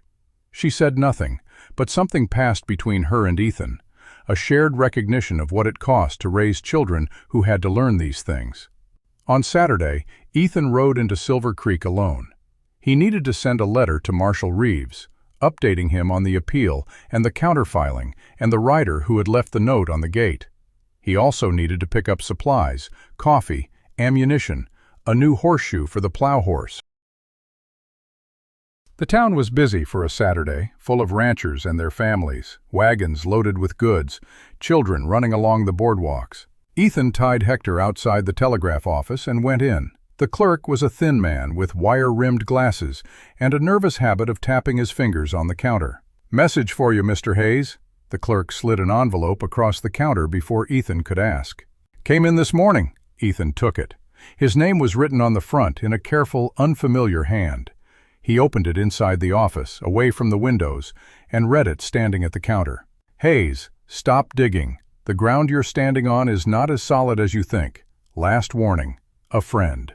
He folded the letter and put it in his pocket beside the note from the gate. 2 warnings now. 2 messages from someone who knew his name and his movements and wanted him to know that they knew.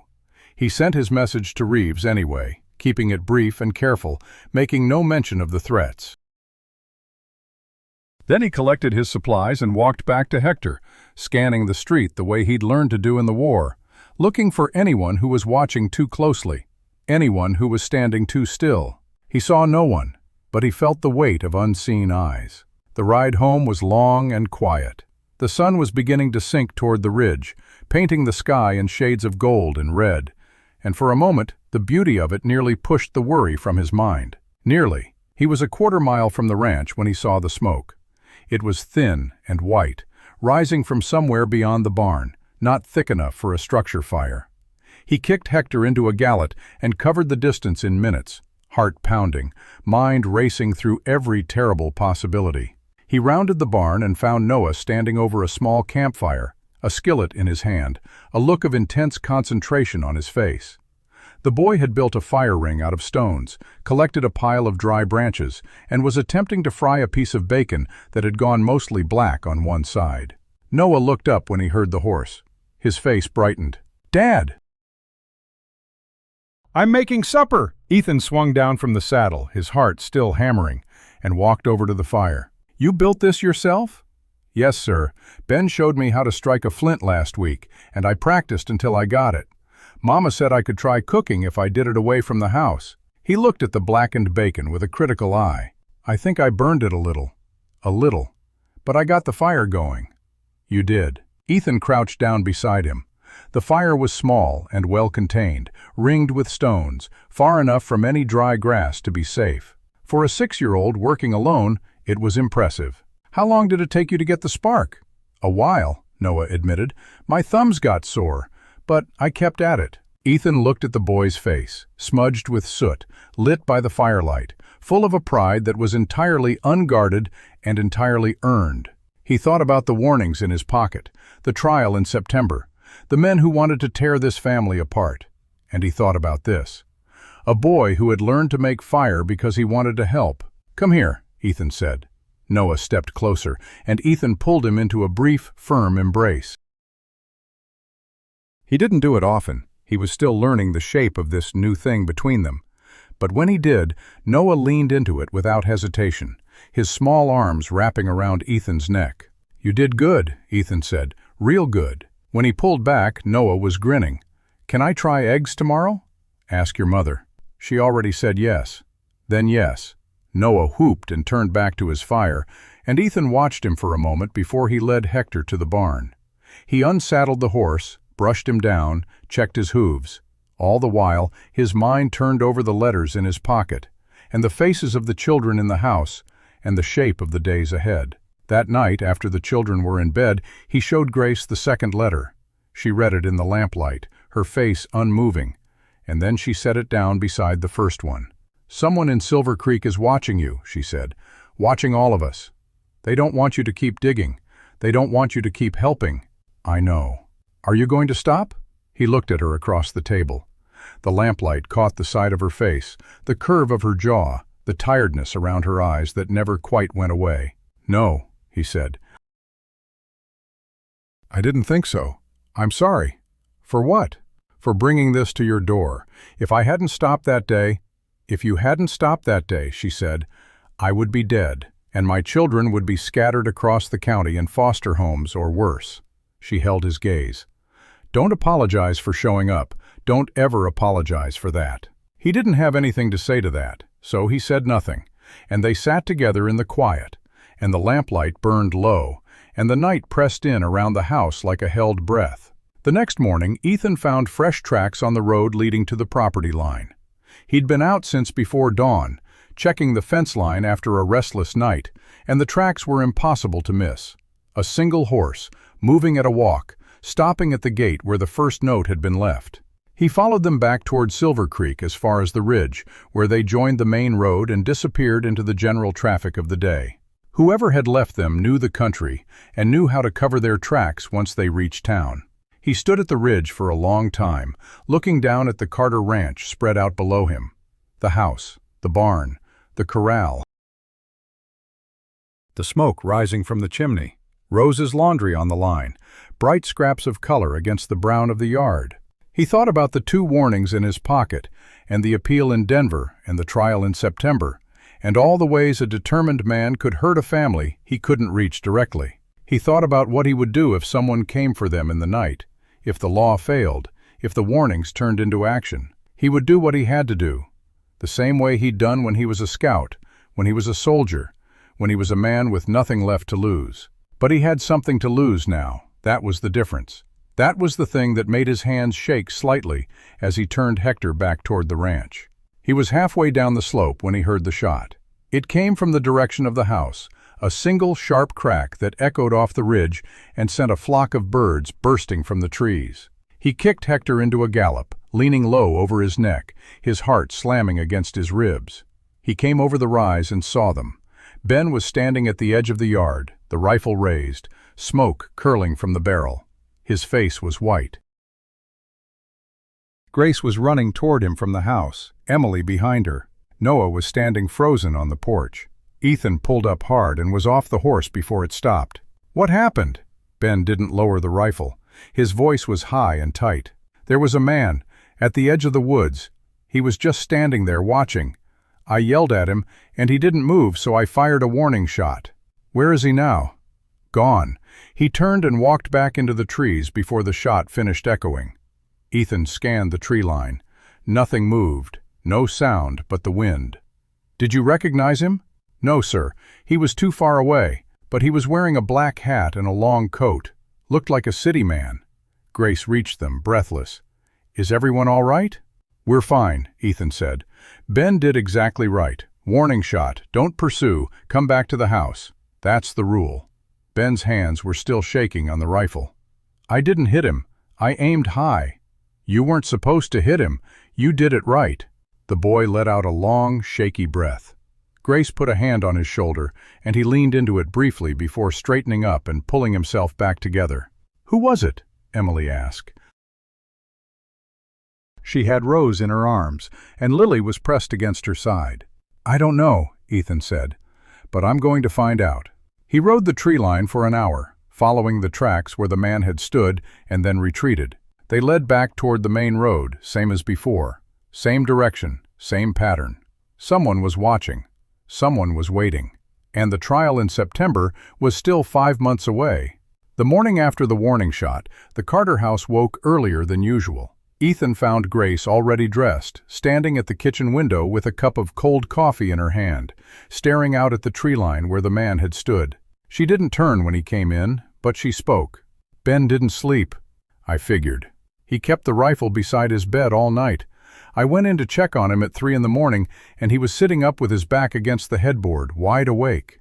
"How's Noah?" "Nightmares, same as before. But he didn't cry out. He just lay there with his eyes open until I came in." She finally turned. Her face was pale, but her eyes were steady. "I thought it was over. After the courthouse, after the conviction, I thought we had crossed the finish line. But we're still running." "We are, but we're running together." She looked at him for a long moment, and then she set down her cup and picked up her coat. "I'm going to check the livestock with Ben. You take the ridgeline today, see if there's anything we missed." He nodded, and she was gone. Ethan spent the morning on the ridge, moving slowly, studying the ground the way he had in his scouting days, reading scuffs in the dirt, broken twigs, the strange stillness of birds that marked where a man had passed. He found nothing new. The watcher had been careful, leaving no trace beyond the spot where he had stood and the path back to the main road. Whoever it was, they knew what they were doing. He returned at midday to find Emily behind the barn with the rifle, practicing her stance. She had set up a row of tin cans on a fallen log, and she was working through the drills Ethan had shown her. Breathe, aim, squeeze. Her first shot went wide. The second clipped the edge of a can and sent it spinning. The third hit dead center. She lowered the rifle and looked at him with a mix of pride and defiance. "I'm not going to be useless." "You're not useless. You never were." "I know. But now I'm useful with a rifle." He almost smiled. "That's a fair point." She reloaded and went back to work, and he left her to it. That evening the family ate supper in a silence that was not uncomfortable, but was watchful. Every creak of the house, every gust of wind against the window drew a glance from someone at the table. Rose, too young to understand the tension, babbled happily and threw a piece of bread at Ben, who caught it without looking and put it back on her plate. After the dishes were cleared and the younger children were in bed, Ethan found Grace on the porch, wrapped in a blanket against the cool night air. He sat beside her without speaking. "There was a time," she said after a long silence, "when I thought I couldn't do this anymore. After Thomas died, after the judge's men started coming around, after the first winter when we nearly ran out of food, I thought about giving up, just packing what we could carry and leaving in the night." "Why didn't you?" She was quiet for a moment. "Because I didn't know where we would go, and because Thomas had told me, before he died, that this land was worth fighting for, that it held something that mattered." She looked at him. "I didn't understand what he meant until recently." "What did he mean?" "He meant that a home isn't just a piece of ground, it's the people on it." She pulled the blanket tighter. "You know what I realized today? For the first time in 2 years, I didn't feel alone." The words hung between them in the dark. Ethan didn't trust himself to speak, so he just sat with her, close enough that he could feel the warmth of her shoulder against his arm. The next week passed without incident. The watcher did not return. No more notes appeared on the gate. The silence began to feel less like peace and more like the stillness before a storm. Ethan used the time to prepare. He reinforced the door to the root cellar, added a second latch that could be locked from the inside. He showed Grace where he kept the extra ammunition and taught her how to load the rifle in the dark. He drilled the children on the plan until they could recite it in their sleep. If you hear shouting, if you hear a shot, if you hear someone you don't recognize calling from the road, go to the root cellar. Stay quiet. Do not come out until one of us comes for you. Lily took to the drills with a seriousness that broke his heart. She asked questions, too many questions, about what the bad men looked like, and whether they would hurt Rose, and whether Ethan would be there to protect them. He answered every one with patience and honesty, and when she finally seemed satisfied, she hugged his leg and ran off to play. Rose, too young to understand, thought the root cellar was a game. She called it the secret room and asked to go there every afternoon. He let her, because it meant she would go without fear when the time came. On the second Saturday of May, a rider came up the road at a steady trot, not hiding his approach.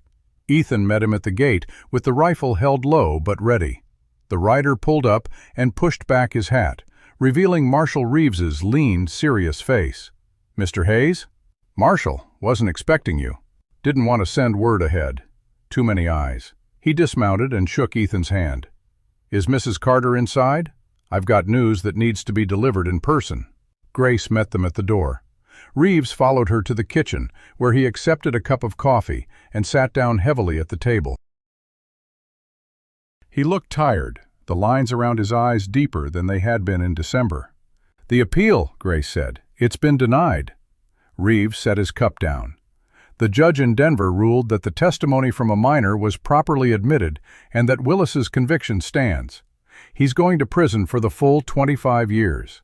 Grace closed her eyes. Her hands were pressed flat against the table, and for a moment she didn't move. "That's the good news," Reeves said.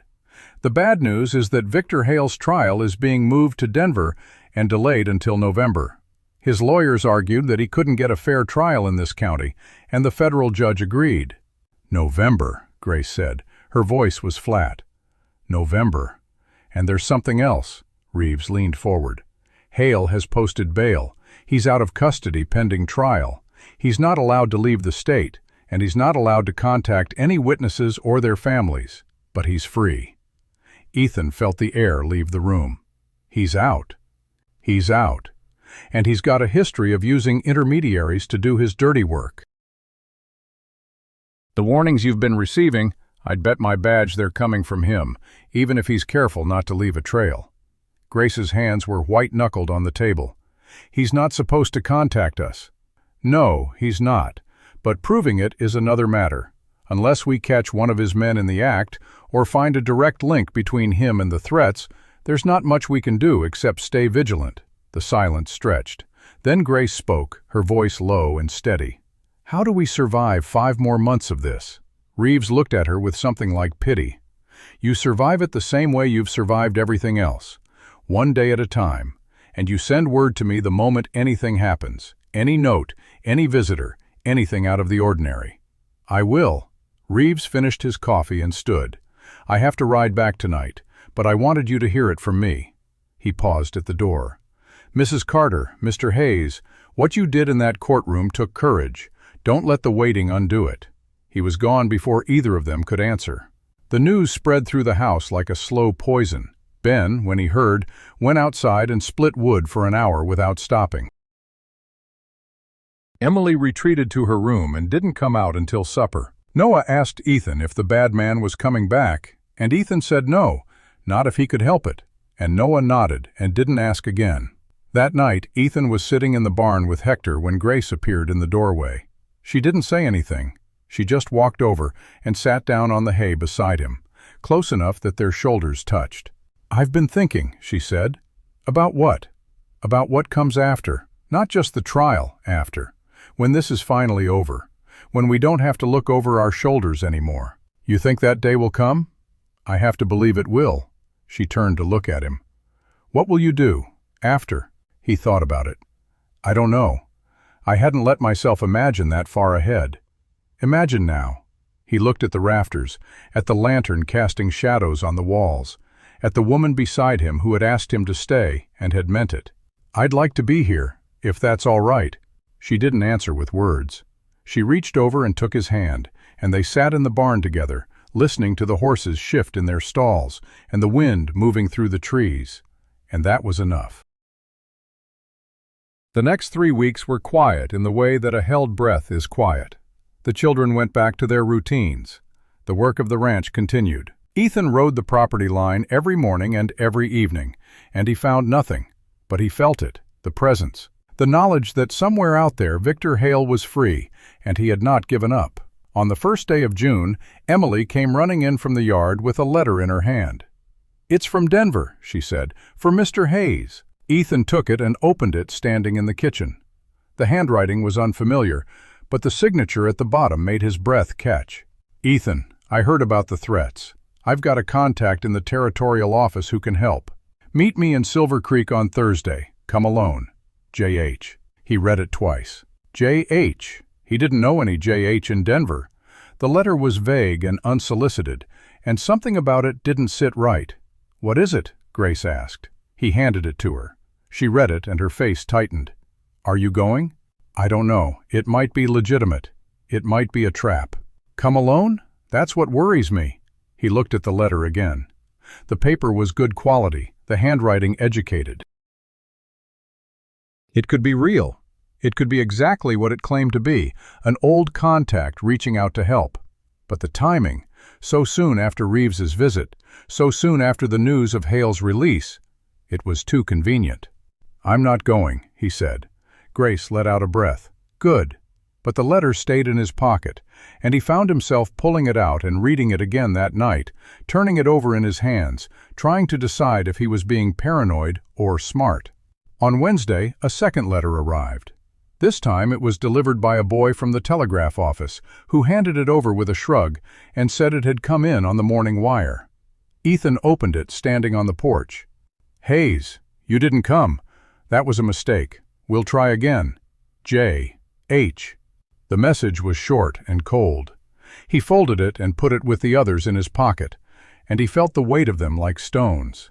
Grace came out and saw his face. "Another one?" "Yes." "What does it say?"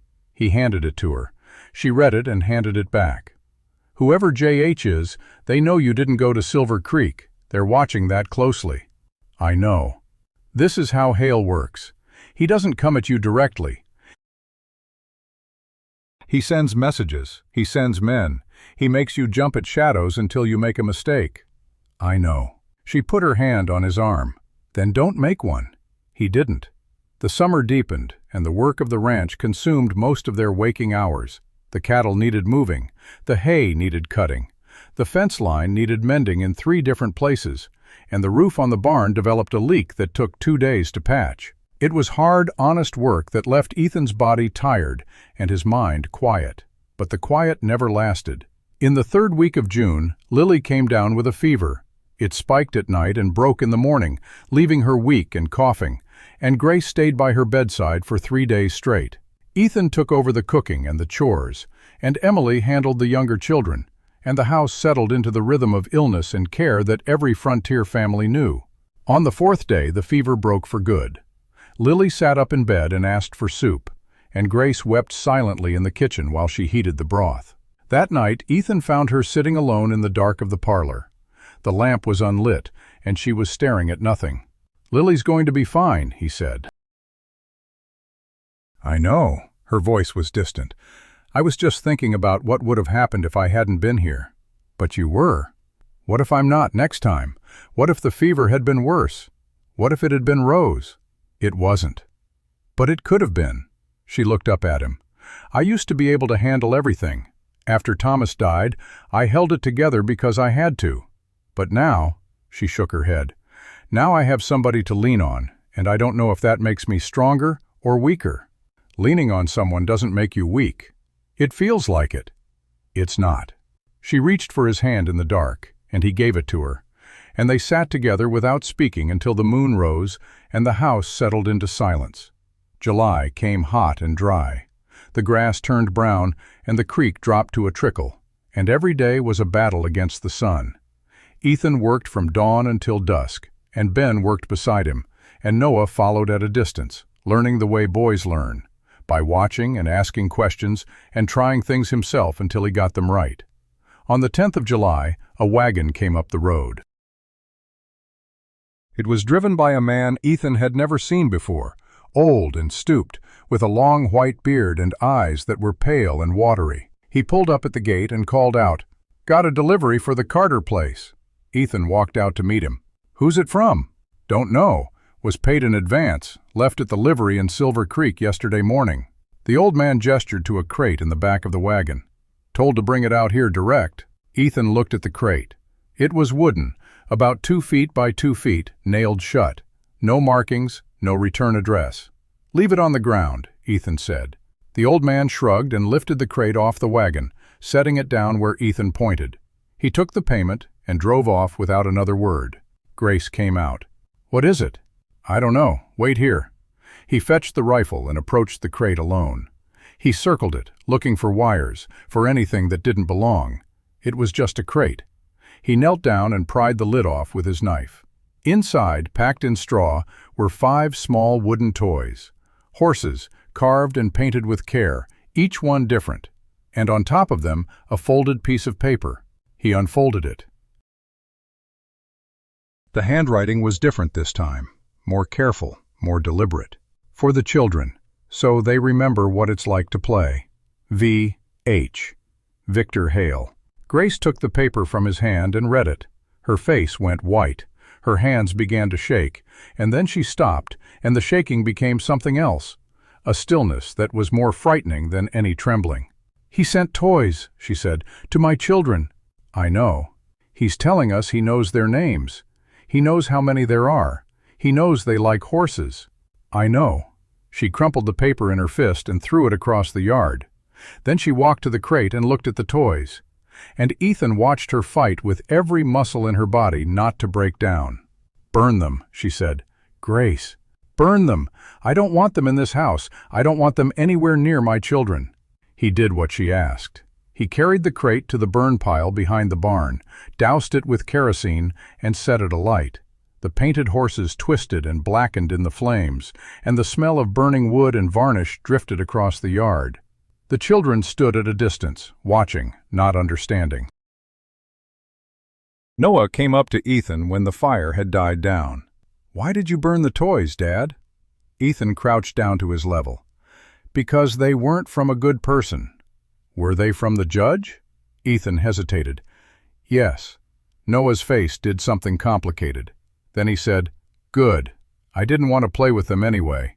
He walked back to the house, and Ethan watched him go, and he felt a cold anger settling in his chest that he had not felt since the night of the fire 3 years ago. He went inside and found Grace at the table, writing a letter to Marshal Reeves.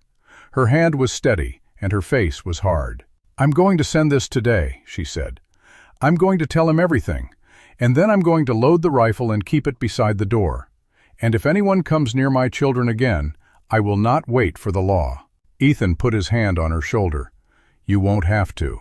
She looked up at him, and in her eyes he saw the same cold anger that burned in his own chest. "Good," she said. The morning after the burning, the Carter house was quiet in a way that felt deliberate, like everyone had agreed without words to hold their grief and anger close and not let it spill. The children ate their breakfast in silence. Ben checked the rifle twice before he put it by the door. Noah didn't ask any questions, which was more troubling than if he had. Ethan found Grace in the yard, standing over the ashes of the fire. The wind had scattered the blackened remnants of the crate across the dirt, and she was staring at them like she could erase the memory by force of will. "I sent the letter to Reeves," she said without looking up. "Wrote it to Silver Creek myself at dawn. You should have woken me. You needed the sleep." She turned to face him. Her eyes were red-rimmed, but her voice was steady. "I also stopped at the hardware store, bought another box of ammunition, and a second lock for the root cellar door." "That's good." "I also told the storekeeper what happened. He's a good man, Samuel Crane.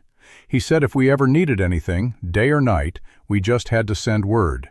That's more than most people in this town have offered. He said he was ashamed it took him this long." She looked back at the ashes. He said Thomas had helped him dig a well 2 summers before he died. Never asked for payment. Just showed up with a shovel and worked until it was done. Ethan put his hand on her shoulder. She leaned into it briefly, then straightened. "I'm not going to let him win," she said. "Not Victor Hale, not any of them. Thomas didn't die so I could spend the rest of my life looking over my shoulder. He died so we could live on this land. And that's what I'm going to do." "Then that's what we'll do."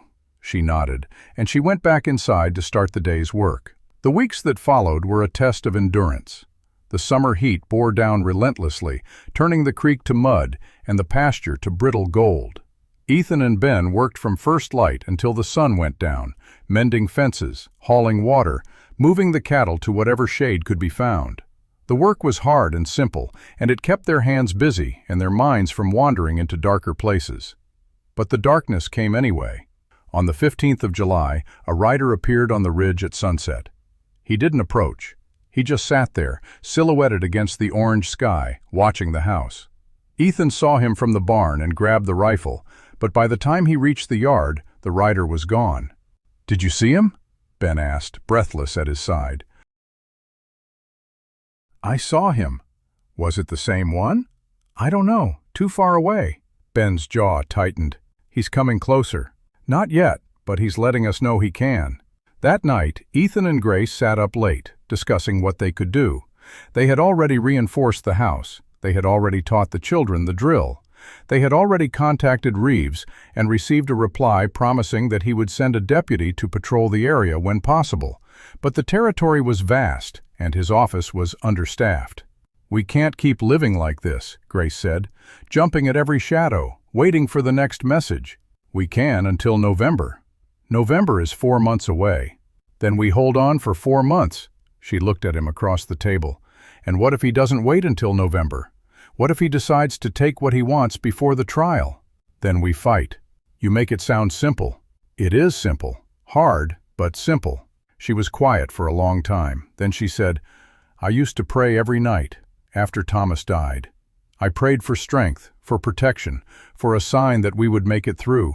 I stopped somewhere in the 2nd year. I don't remember when. I just remember realizing I was talking to an empty room." "Maybe you weren't." "Maybe." She looked at him. "You're not a praying man, are you?" "I wasn't, not for a long time." He paused.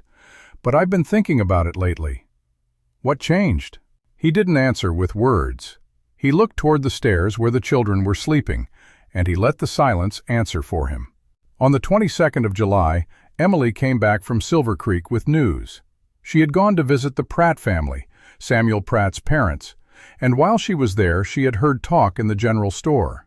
Victor Hale had been seen in town 3 days earlier, meeting with a group of men in the back room of the saloon. He had arrived in a closed carriage and left before sundown.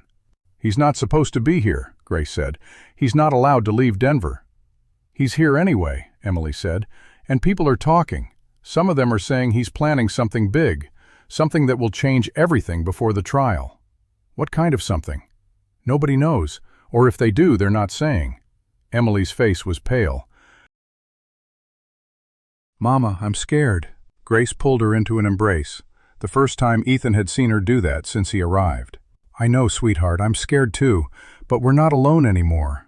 She looked at Ethan over Emily's shoulder, and he nodded.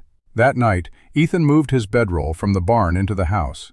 He took the corner of the parlor where he could see both the front door and the back, and he slept with the rifle beside him and his boots on. The next morning, Ben came downstairs with a piece of paper in his hand. His face was white. "I found this nailed to the back of the barn." Ethan took it. The handwriting was the same as the note that had come with the toys. "Last chance. Leave the land. Take the family. Go east. If you're still here by the 1st of August, I will burn it all. Every building, every head of cattle, and I will make sure the children are watching when it happens. V. H." Grace read it over his shoulder. Her hands were shaking, but her voice was not. "That's it." "What do you mean?" "I mean I'm done being a target." She looked at him with a fire he hadn't seen since the courtroom. "I'm going to Silver Creek. I'm going to find every person in that town who owes Thomas a debt, who remembers what kind of man he was. who's been too scared to stand up to Hale, and I'm going to ask them to stand with us. Grace, I know it's dangerous. I know it might not work, but I will not sit here and wait for a man to burn my home with my children inside. She grabbed her coat. Will you come with me?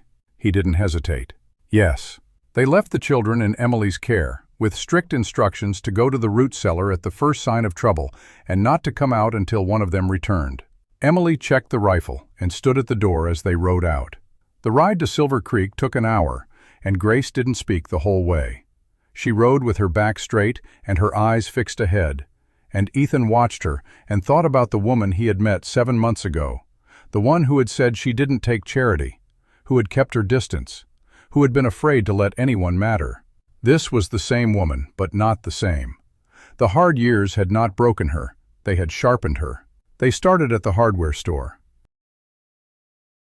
Samuel Crane, the storekeeper, listened without interrupting while Grace told him about the note, about the toys, about the rider on the ridge. When she finished, he was silent for a long moment. Then he reached under the counter and pulled out a double-barreled shotgun. "I'll be at your place by sundown," he said, "with my brother-in-law and his son. We're not soldiers, but we can shoot straight." Grace thanked him, and they moved on. The blacksmith, a man named Otis Weaver, who had worked with Thomas on a dozen projects over the years, listened to the same story and said he would come. The feed store owner, a widow named Martha Klein, said she would bring her rifle and her 2 grown sons. The schoolteacher, Mr. Alden, said he would spread the word among the other families who had reason to hate Hale. By the time the sun began to sink, Grace had gathered 11 people. 11 people who were willing to stand with a widow and her children against a man who had terrorized the county for a decade. They rode back to the ranch as dusk settled, and when they crested the ridge, Ethan saw smoke rising from the direction of the house. His heart stopped. He kicked Hector into a gallop, Grace beside him, and they flew down the slope. The smoke was coming from behind the barn, not a structure fire but a campfire, and standing around it, in a loose circle, were Samuel Crane, Otis Weaver, Martha Klein, and the others. They had arrived early. They had built a fire, and they were waiting. Grace pulled up and stared. "You came." Samuel Crane stepped forward. "We came, and we're not leaving until this is done." Grace slid off her horse. Her legs nearly gave way, but she caught herself on the saddle and stood up straight. "Thank you," she said. And then, because she was Grace Carter, and she didn't have many words for moments like this, she just repeated it. "Thank you." Ethan dismounted and walked among the gathered men and women. He saw faces he recognized from town, faces he had seen in the courthouse on Christmas Eve, faces that had looked away when the Carters needed them most. They were not looking away now. "August 1st, he said. "That's the deadline. We have 8 days. "Then we have 8 days to get ready," Otis Weaver said.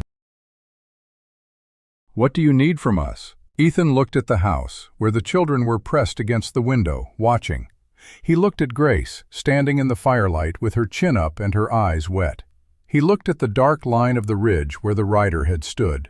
"Everything you've got," he said, "and a little more." The camp settled around the Carter house like a garrison preparing for siege. The first night, the men and women who had answered Grace's call built a perimeter, lanterns placed at intervals along the fence line, a rotation of watches that kept eyes on every approach, a cook fire that burned low and constant behind the barn. Samuel Crane took the first watch, his shotgun cradled across his arms, his eyes scanning the dark ridge with the patience of a man who had spent his life waiting for things to break. Ethan walked the perimeter twice before he allowed himself to sit.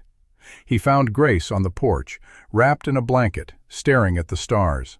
The children had been put to bed after a long and complicated conversation about why there were so many strangers outside.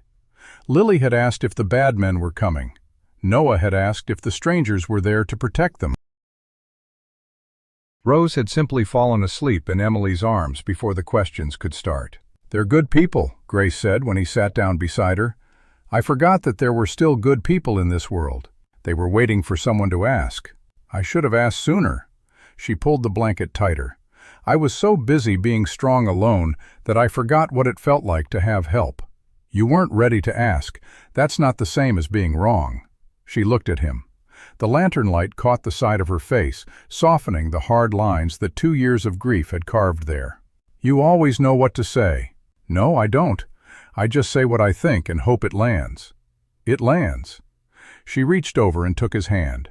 They sat that way for a long time, listening to the night sounds, the crackle of the fire, the distant call of an owl, the low murmur of voices from the camp. Somewhere beyond the ridge, Victor Hale was planning. Somewhere he was gathering his own men, his own weapons, his own determination to take what he believed was his. But here, in this moment, there was only the warmth of a hand in his, and the quiet courage of a woman who had refused to break. The next morning, the real work began. Ethan organized the volunteers into teams. Otis Weaver and his brother-in-law took charge of reinforcing the fence line along the eastern approach, where the ridge offered cover for anyone approaching from the high ground. Martha Klein and her sons dug rifle pits at the 2 corners of the property that commanded the longest view of the road. Samuel Crane, who had fought in the war, helped Ethan lay out a plan of defense that accounted for every possible angle of attack. The children were given jobs too. Lily was tasked with keeping Rose occupied and quiet, a job she took with grave seriousness, leading her little sister on expeditions to gather wildflowers and look for bugs. Noah was assigned to run messages between the outposts, a duty that made him stand 2 inches taller and move with the purposeful speed of a soldier. Ben worked beside Ethan and Otis, learning the rhythm of preparation the same way he had learned everything else, by watching, by doing, by refusing to be left behind. Emily took over the cooking, feeding the volunteers in shifts from dawn until dark. She moved through the camp with the efficiency of someone who had been running a household for years, and she never complained, though Ethan saw her rub her shoulder after the 3rd day and knew she was exhausted. On the 4th day, a scout that Ethan had sent to watch the road from Silver Creek returned with news. A group of 8 men had been seen leaving the saloon the night before, riding east. They were armed. They had been seen speaking to a man in a dark carriage. "Hale's gathering his men," Ethan said. 8, Grace repeated. "We have 11. Not counting you and me and Ben. 14 then. Numbers are on our side, but numbers don't always win. Hale has money. He has desperation. He has nothing to lose." "He has everything to lose," Grace said. "He just doesn't know it yet." She said it with a certainty that made Ethan believe her. On the 5th day, a rider came up the road from the north, moving fast, raising a plume of dust. The camp went quiet. Hands moved to rifle stocks, but the rider pulled up at the gate and raised his hands, and Ethan recognized him as the telegraph boy from Silver Creek. "Message for Mrs. Carter," the boy called, holding up an envelope. Grace took it and opened it standing in the yard, with the volunteers gathered around. She read it once, and then she read it again, and her face went through a series of changes that Ethan couldn't read. "It's from Marshal Reeves," she said. "He's been reassigned, effective immediately. He's been called to a territory dispute in the Southern District. He won't be able to return until October." The silence that followed was heavy. "He's not coming," Otis Weaver said. The words hung in the air. "He can't," Grace said. "He's been ordered away." "Convenient," Samuel Crane muttered. "It's Hale," Ethan said. Everyone turned to look at him. "This is how he works. He doesn't just attack. He clears the path. Reeves was the one federal officer who could stop him, so he found a way to get him removed." "Can he do that?" Martha Klein asked. "Just move a federal marshal?" "Money can do a lot of things," Ethan said. "And Hale has money." Grace folded the letter and put it in her pocket. Her face was pale, but her jaw was set. "Then we do this without him." "We always were," Ethan said. The camp worked harder after that. There was a new edge to the preparations, a knowledge that they were truly on their own, that no cavalry was coming over the ridge. The watches were doubled, the rifle pits were deepened. Ethan spent an entire day showing every volunteer how to reload quickly in the dark, because if it came, it would come at night.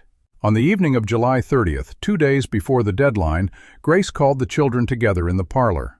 She sat them down in a circle, Emily, Ben, Lily, Noah, and Rose on her lap, and she told them what might happen. "There are men who want to take our land," she said. "They've threatened to burn it. They've threatened to hurt us. And they might try tomorrow night, or the night after, or the one after that. She looked at each of their faces. But you need to know that I will not let them hurt you. I will not let them take our home. And no matter what happens, you are safe. Do you understand? Lily nodded solemnly. Noah's eyes were fixed on her face, dark and unblinking. Ben's hand rested on the rifle beside his chair. Emily held Rose a little tighter. I understand, Mama, Noah said. I love you, Grace said. All of you. More than anything in this world. And I am proud of you, every single day. She didn't cry. None of them did. But when she looked up and met Ethan's eyes across the room, he saw the thing she was holding together by sheer force of will. And he crossed the room and put his hand on her shoulder, and she leaned into him for just a moment. The 1st of August dawned clear and hot. The camp was awake before the sun, every volunteer at their post, every rifle checked and loaded. The children were stationed in the root cellar with Emily, who had been given strict instructions. Do not open the door until one of us comes for you, no matter what you hear. Rose thought it was another game. She was singing to herself in the dark, her small voice echoing off the earthen walls. Lily was braiding a piece of twine, her lips moving in a silent prayer. Ben stood in the corner with his own rifle, having refused to stay in the cellar with the others. He was 15 now, by his own count, old enough to fight. Ethan had argued. Grace had overruled him. He's his father's son, she had said. Let him stand. So Ben stood, at the corner of the house where he could see both approaches, and he did not waver. The morning passed. Noon came and went. The heat built until the air shimmered over the pasture, and the volunteers shifted in their positions, wiping sweat from their brows, drinking from canteens that ran low too fast. At 3 in the afternoon, the scout returned. He had been watching the Silver Creek Road since dawn, and he was riding hard, his horse lathered and blowing. They're coming, he said, pulling up at the gate.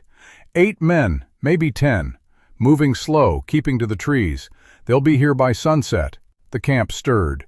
Voices rose and fell. Ethan climbed to the roof of the barn with a pair of field glasses and scanned the eastern ridge.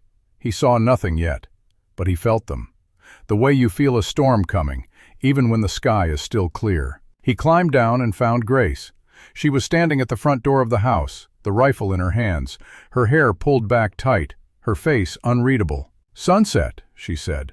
Sunset. Then we have 3 hours. 3 hours. She looked at him. If I don't make it through this, you will. Ethan. He stopped. If I don't, she said, you take them. You take the children and you go east. You find somewhere safe. You raise them the way I would have raised them. Grace. Promise me. He looked at her, the woman who had refused to take charity, who had fought a judge and won, who had stood in a courtroom with her head high while the world fell apart around her, who had taken his hand in the dark and held on. I promise, he said. She nodded, and then she turned and walked to her post at the east fence. The sun began to sink. The shadows lengthened. The camp fell into a silence so complete that Ethan could hear his own heartbeat.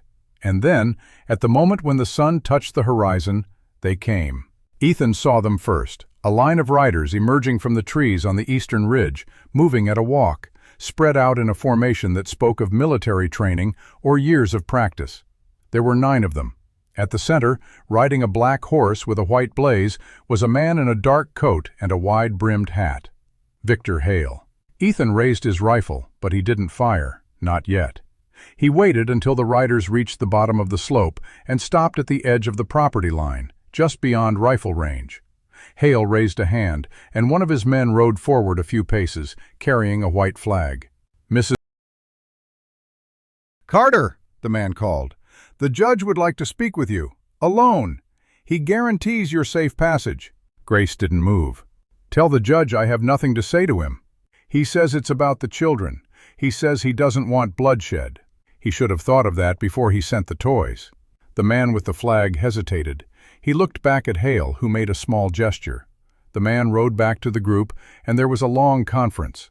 The sun dipped lower, painting the sky in shades of red and orange. Then, Hale himself rode forward, 10 paces ahead of his men. He stopped at the property line and raised his voice. Mrs. Carter, I've come to offer you one last chance. Sign the land over to me, and I'll leave you and your children alone. You can go east, start fresh. I'll even provide the funds. My only interest is the mineral rights. The house, the barn, the land itself, it's worthless without what's underneath it." Grace looked at Ethan. He shook his head. "You have until the sun goes down," Hale called. "After that, I will consider your silence a refusal, and I will act accordingly." The sun was a quarter of the way below the horizon. 15 minutes maybe. 10. Grace took a step forward, and Ethan grabbed her arm. "Don't! I'm not going to negotiate." She shook him off gently. "I'm going to give him my answer." She walked to the property line, stopping 10 feet from Hale's horse.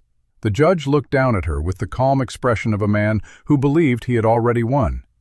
"Mrs. Carter, a wise decision." "It's not the decision you think," her voice carried in the still air. "I'm not signing anything. I'm not leaving, and I'm not afraid of you." Hale's face tightened. "You should be." "I was, once. I'm not anymore." She looked back at the house, at the barn, at the line of volunteers standing with their rifles ready. "You see them? Those people came because I asked, because they remembered Thomas, because they're tired of being afraid of you too." Hale's jaw worked. "This is your last chance." "This is my answer." She turned her back on him and walked home. The sun dipped below the horizon. The sky went purple, then gray, then black. And from the ridge, the riders began to move. The riders came down the slope like a dark tide, moving with the deliberate pace of men who had done this before. Ethan counted them again, 9 silhouettes against the last light of the sky, spread out in a line that stretched from the eastern fence to the corner of the barn. At the center, Victor Hale sat his black horse, a shape of terrible patience. Ethan raised the rifle and sighted on the lead rider. The man was 200 yards out and closing. He did not fire. Not yet. He waited until they reached the first fence line, where the property boundary marked the line between threat and act. "Halt!" Samuel Crane's voice cut through the dusk. "You're on private land. Turn back now." The riders did not halt. They kept coming, slow and steady, and Ethan saw that Hale had positioned himself behind his men, using them as a shield. Clever. Cowardly, but clever. "Fire a warning shot," Ethan said. Crane raised his shotgun and fired into the air. The blast echoed off the ridge, and the riders paused. For a moment, the only sound was the ringing of the shot and the stamp of hooves on dry ground. Then Hale's voice rang out. "Push through!" The riders spurred forward. Ethan squeezed the trigger.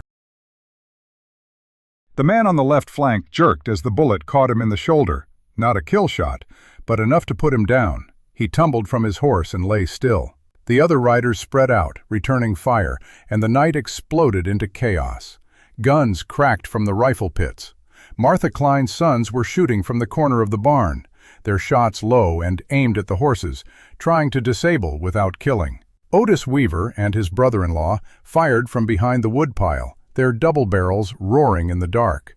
The air filled with smoke and dust and the sharp smell of gunpowder. Ethan dropped to one knee behind the fence post and reloaded, his hands moving with the practiced speed of old habit. Beside him, Ben was doing the same, his face pale but his hands steady. The boy had not flinched when the first shot was fired. He had not hesitated. "Stay low," Ethan said. "Yes, sir." A bullet whined past Ethan's ear and thudded into the post beside him. He ducked, returned fire, and saw one of Hale's men grab his arm and fall back. From the house, a window shattered. Grace was firing from the parlor, her rifle barrel poking through the broken glass. She had positioned herself where she could see the approach to the front door, and she was making every shot count. Ethan saw one of the riders slump in his saddle, then another. But they kept coming. Hale's men dismounted and advanced on foot, using the darkness and the scattered outbuildings for cover.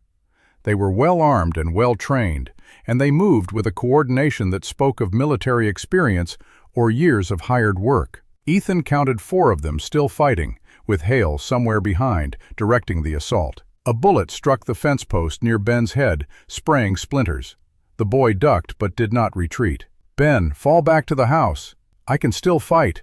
"Fall back, that's an order." Ben's jaw tightened, but he turned and ran, crouching low, covering the distance to the back door in a sprint. Ethan watched him go, then turned back to the fight. The volunteers were holding. 2 of Hale's men were down and not moving. 2 more were pinned behind the old plow, unable to advance.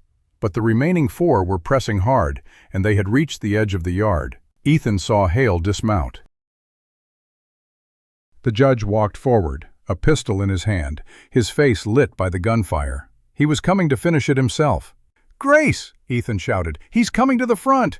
The parlor window flashed, and a bullet kicked up dirt at Hale's feet. He didn't stop.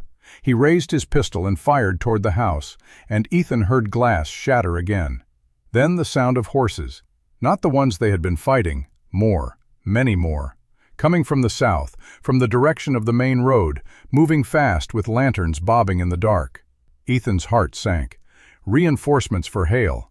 But the riders pulled up at the gate, and he saw Samuel Crane raise his shotgun in greeting, not in defense. A voice called out, "We heard the shots! We're from Silver Creek. Where do you need us?" The volunteers let out a cheer. More townspeople, farmers, storekeepers, men and women who had been too afraid to act before, but had finally found their courage. They poured through the gate, rifles and shotguns and even pitchforks in hand, and they spread out along the fence line. Hale's men saw them. They stopped advancing. They looked at each other, and Ethan saw the resolve drain from their faces. One of them threw down his rifle, then another. "Hold your positions!" Hale screamed. "Hold your positions!" But his men were already backing away, hands raised. They had come expecting to face a widow and her children, not a small army of armed citizens. Victor Hale stood alone in the yard, his pistol still raised, his face a mask of fury and disbelief. He turned in a slow circle, looking at the line of townspeople, at his own men surrendering, at the house where Grace Carter stood in the broken window with her rifle still trained on him. "It's over, Hale," Ethan said. He walked forward, the rifle held low but ready. "It's over." Hale's pistol wavered. His eyes darted left and right, searching for an escape that wasn't there. "You think this changes anything?" he spat. "I have lawyers. I have money. I'll be out in a year and I'll come back and You'll be dead." The voice came from behind him. Grace stepped out of the house, the rifle still in her hands. She walked across the yard, past the fallen men, past the smoking rifles, and stopped 10 feet from Victor Hale. "You threatened my children," she said. "You sent them toys to remind them that you know their faces. You tried to take everything from me, twice." Her voice was steady, cold, final. "I'm not going to kill you. That would be too easy. I'm going to let the law do its job. And when they put you away, I'm going to live on this land, and I'm going to watch my children grow up, and I'm going to forget your name." Hale stared at her. His pistol hand dropped to his side. Samuel Crane stepped forward with a length of rope. "Judge Hale, you're under arrest, by the authority of the citizens of Silver Creek, until a federal marshal can be summoned." No one argued. They bound his hands and led him away, and the night settled into the quiet aftermath of battle. The wounded were tended. The dead, 2 of Hale's men, 1 volunteer, were laid out with dignity. The townspeople built a second fire, and someone brought coffee from the house, and the talk turned to what came next.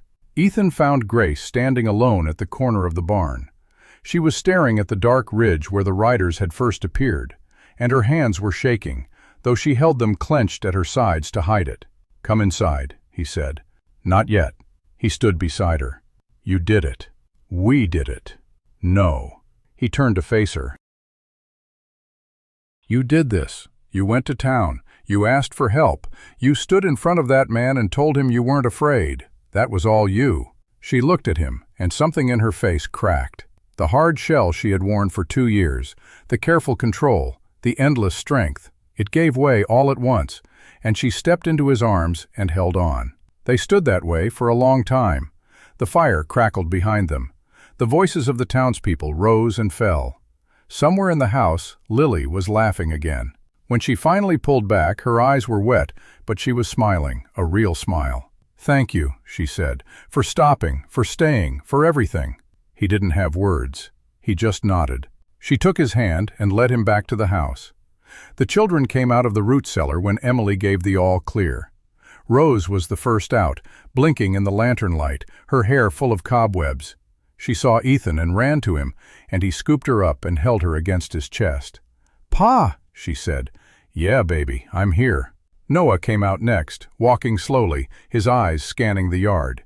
He saw the fallen men, the blood in the dirt, the broken window. He saw his mother standing with Ethan. He walked over and stood beside them, and after a moment, he leaned against Ethan's leg. "Are they gone?" he asked.